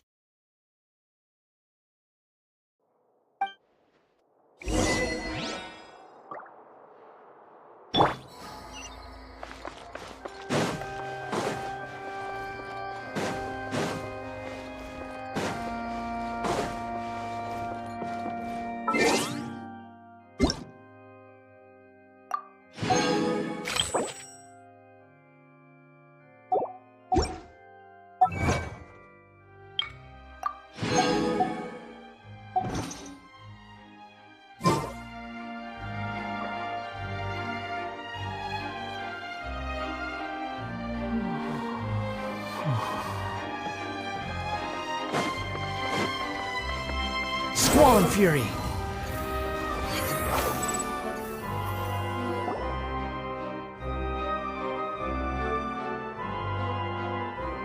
Hey, what are you doing? Quick, stop him! Traveler!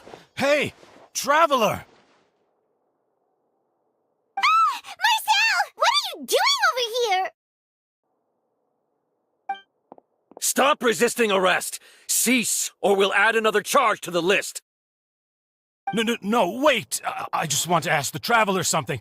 I'm not looking to run away. Please, just let me ask this one small thing. Go on. Thank you. I was being led away when I finally realized something. Where did you first hear the name Vache? I erased all records of that name. So, unless... Are you still trying to prove your innocence? Give it up. You've already been convicted. Really? You did? You're sure? You met her? But how could that be? How did you manage to do it? The Fountain of Lucine? Then she's been so close to me all along. And I just never... Please give me a chance to talk to her again. Just let the Traveler take me to the fountain to see her one last time. This is the last request I'll ever make in my life. You can do whatever you want to me afterwards. I don't care. What? Give an inch and you want to take a mile? Do you think serial killers get to make requests like that? Paimon agrees. Why should we give him what he wants when he's only done a ton of super terrible things? This request, is it worth as much to you as your life? Of course! Wait, no. It's worth even more than my life. Humans. Will they betray the instinct to live just to satisfy spiritual needs? Very well. I will grant your request. Your Honor, I fear that... I will go with him. You do not need to worry about any escape. In that case, I shall leave him in your most capable hands, Chief Justice. Thank you, Your Honor.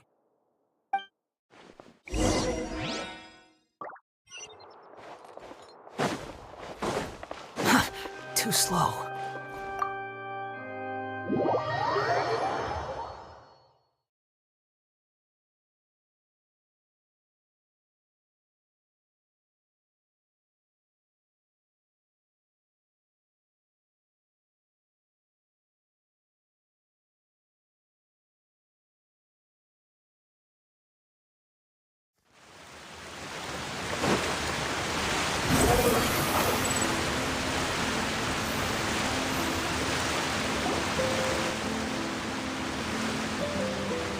Is this the place?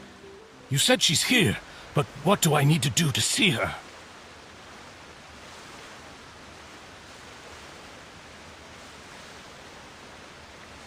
Yeah, and even Paimon could hear her after drinking that thing. Didn't you just drink a lot of it on the stage as well? Oh, in that case... Vache! Ah! Yes, that's it! So you heard it too! Vinier, it's me! It's me, Vache! Vache? Vache! I'm here! Where are you, Vinier? I'm coming for you. I'm finally here for you. Hey, wait! Be careful! Hey, wait!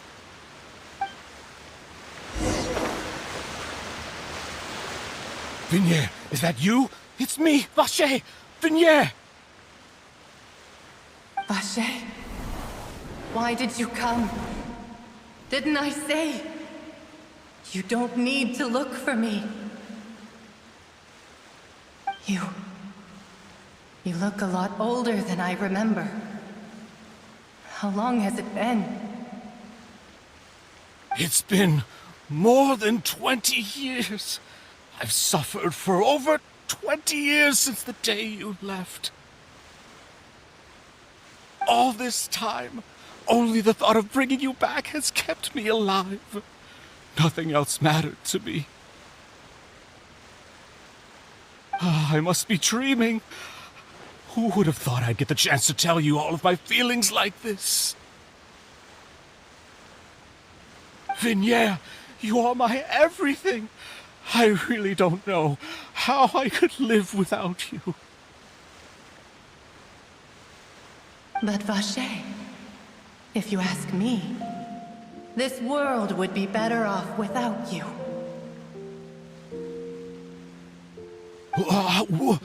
What are you saying? If not for you, I would have finished my law degree and probably become a top-tier attorney one day. If not for you, I would have continued to pursue my love of the arts, and my works would have been displayed in the Palais Mermonia itself. If not for you, I would at least have been able to take care of my mother. And she would not have grown old and died alone, with nothing but the tears on her cheeks. It's all because of your selfishness, Vache. It's all because of you. You... Wait, you are not Vignere. Who are you? You're right. I am not Vignere. I am the sacrifices. Every woman who died by your hand, as our bodies dissolved, our consciousnesses flowed back to the primordial sea. Our thoughts circulated endlessly within the primordial sea, and we were no longer individuals, but we became one, just as streams of water come together in the sea. I'm Cressy. I'm Lemony. I'm Azine. The only one I am not is Vignere. Why? But then, where is Vignere? She doesn't want to see you anymore.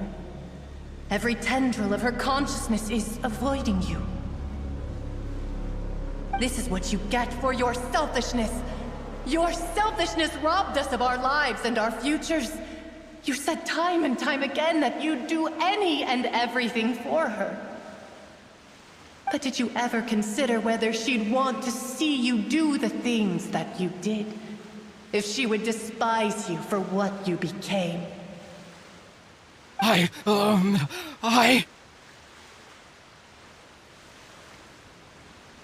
You are a liar, a heartless murderer, and a cowardly narcissist. The only thing you are not is Vignere's beloved. From the moment your first victim died and her consciousness merged with Vignere's, she has had nothing but pure hatred for you.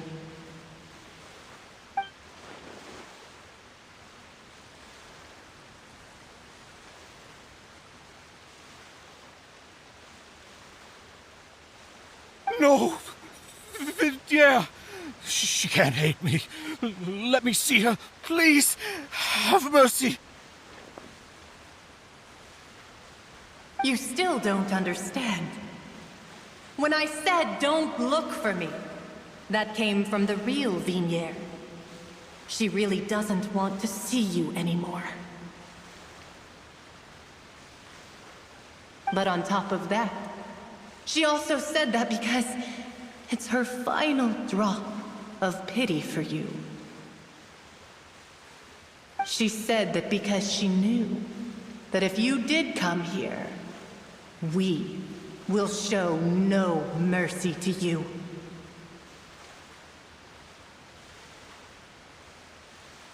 Vache. Vache? Vache. Vache. Vache. Vache. Drown.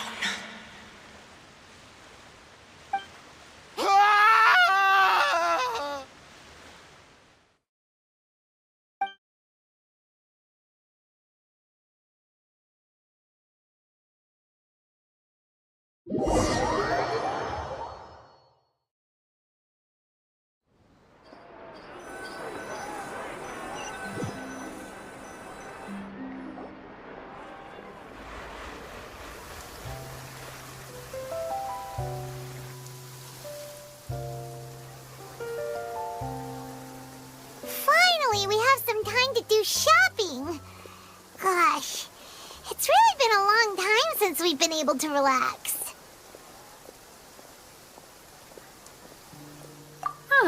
Well met, partner. I knew something great was going to happen when I woke up in such a good mood today. Even this weather can't put a damper on the demoiselle's mood. It's a pleasure to see you both again. Oh, hey, Navia! It's been a few days. Paimon's already started to miss you. Oh, now that I believe. I'm easy to work with and always bring home the bacon. Who wouldn't treasure having a partner like me? Sounds like you're really enjoying life these days, Navia. What have you been busy with since the trial? It's just been one thing after the other.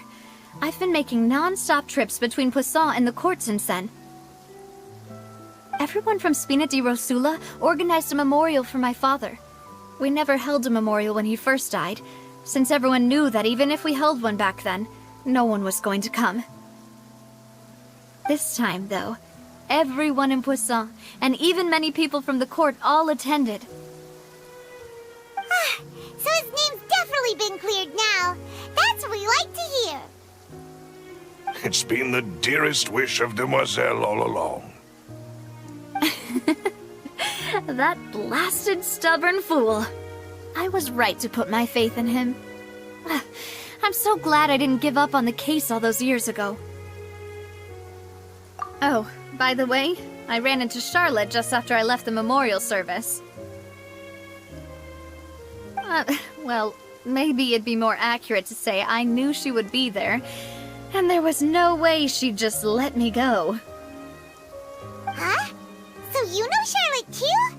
The Charlotte? Journalist from the Steambird?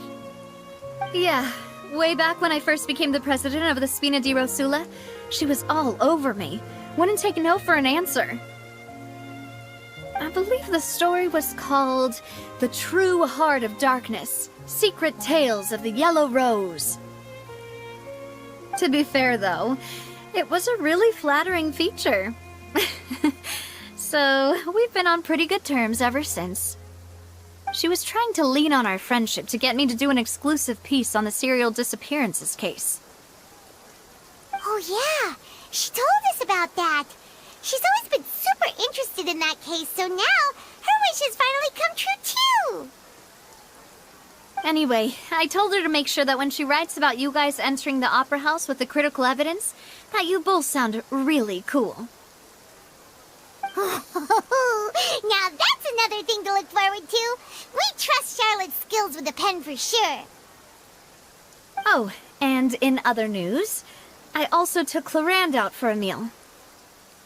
Oh, are you two on better terms now? While you were investigating Vachay's headquarters, Clarand gave testimony on my father's behalf. It was thanks to her that we were able to turn the tide. I wanted to thank her. I mean, there's also no point in being awkward all the time, so we took the chance to reconcile with each other. Oh, that's great!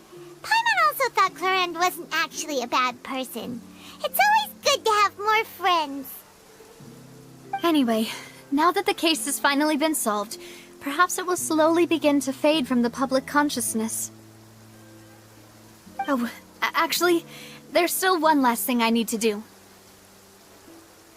What is it? I should pay a visit to my father's grave and tell him the truth of what happened, as well as how it all ended.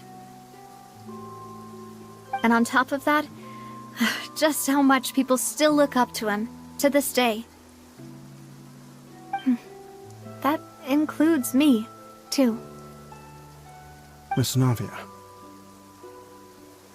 Indeed. We want to go too! We also think Callus is a really admirable person. Sure thing. I'd like you two to share the moment with me. After all, without you, there might not have been such a positive ending. And in that case, everyone, let's be off. Considering the recent weather, We'll be lucky if we can reach Poisson before dark. Yeah, you're right. It's been raining non-stop for a few days now.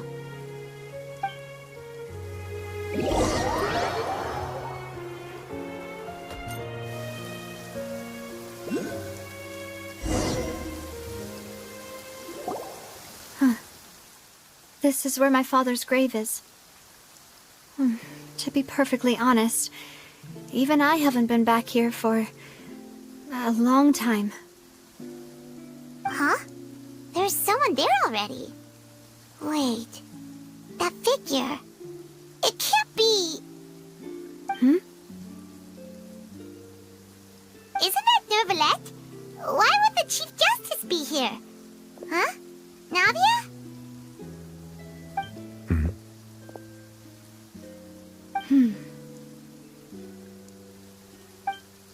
My apologies. I should have asked before coming to pay my respects. Don't say that. Sorry about that.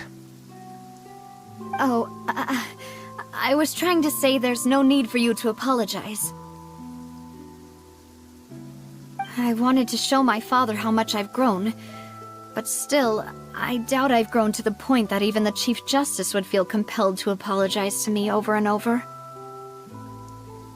In that case, I will stop apologizing for now. You really could use some pointers on understanding human emotions, Monsieur Neuvillette.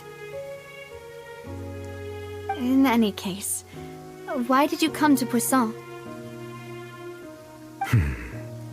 Well, ever since that day, I've been turning a question over and over in my head. Just what is justice anyway? There was once a time when I didn't want to believe that there could be anything more important to humans than life itself. Oh, rather than that, it's probably more truthful to say I didn't believe humans were capable of resisting the most basic instinct of living things.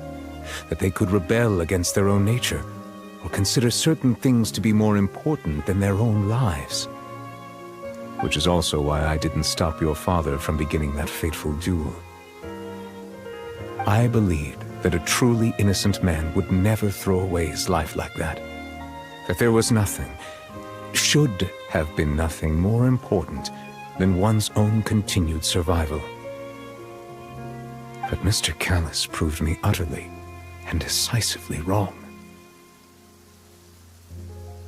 If not for his sacrifice, the serial disappearances case would have remained unsolved to this day. Mr. Callis made the choice he did for his daughter, for his associates, and for many people completely unrelated to him. And in the end, from a certain perspective, one could say that he did it all for the sake of justice. A justice that's higher than life itself. So, you asked me why I came here. I just wanted to say my apologies to Mr. Callis in person. I should have noticed all of this much sooner. This regret has filled me with a sadness that has haunted me for days. That high and mighty chair in the Opera Epiclese indeed insulates one from many important things. Spina di Rosula, thank you so much for your hard work and perseverance. I'm sorry for being mad at you before. So, you're actually one of those types that's cold on the outside, but pretty thoughtful on the inside, huh? That reminds me of Silver, one of my guys. Sorry about that. Self-expression is not one of my strong suits. Didn't I just say you don't need to apologize? Ah, so Navia and Neuvillette seem to have made their peace as well. Let's not disturb them for now. We can wait till after they're done.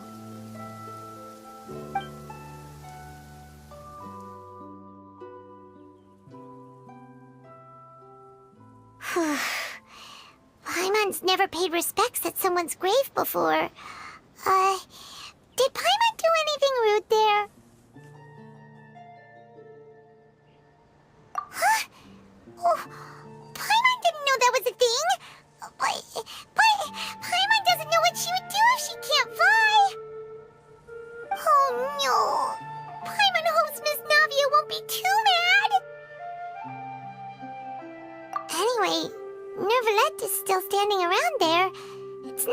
imagine that we can catch him alone like this, so why don't we go talk to him for a bit? If we can't talk to Lady Farina, we can at least talk to him, right?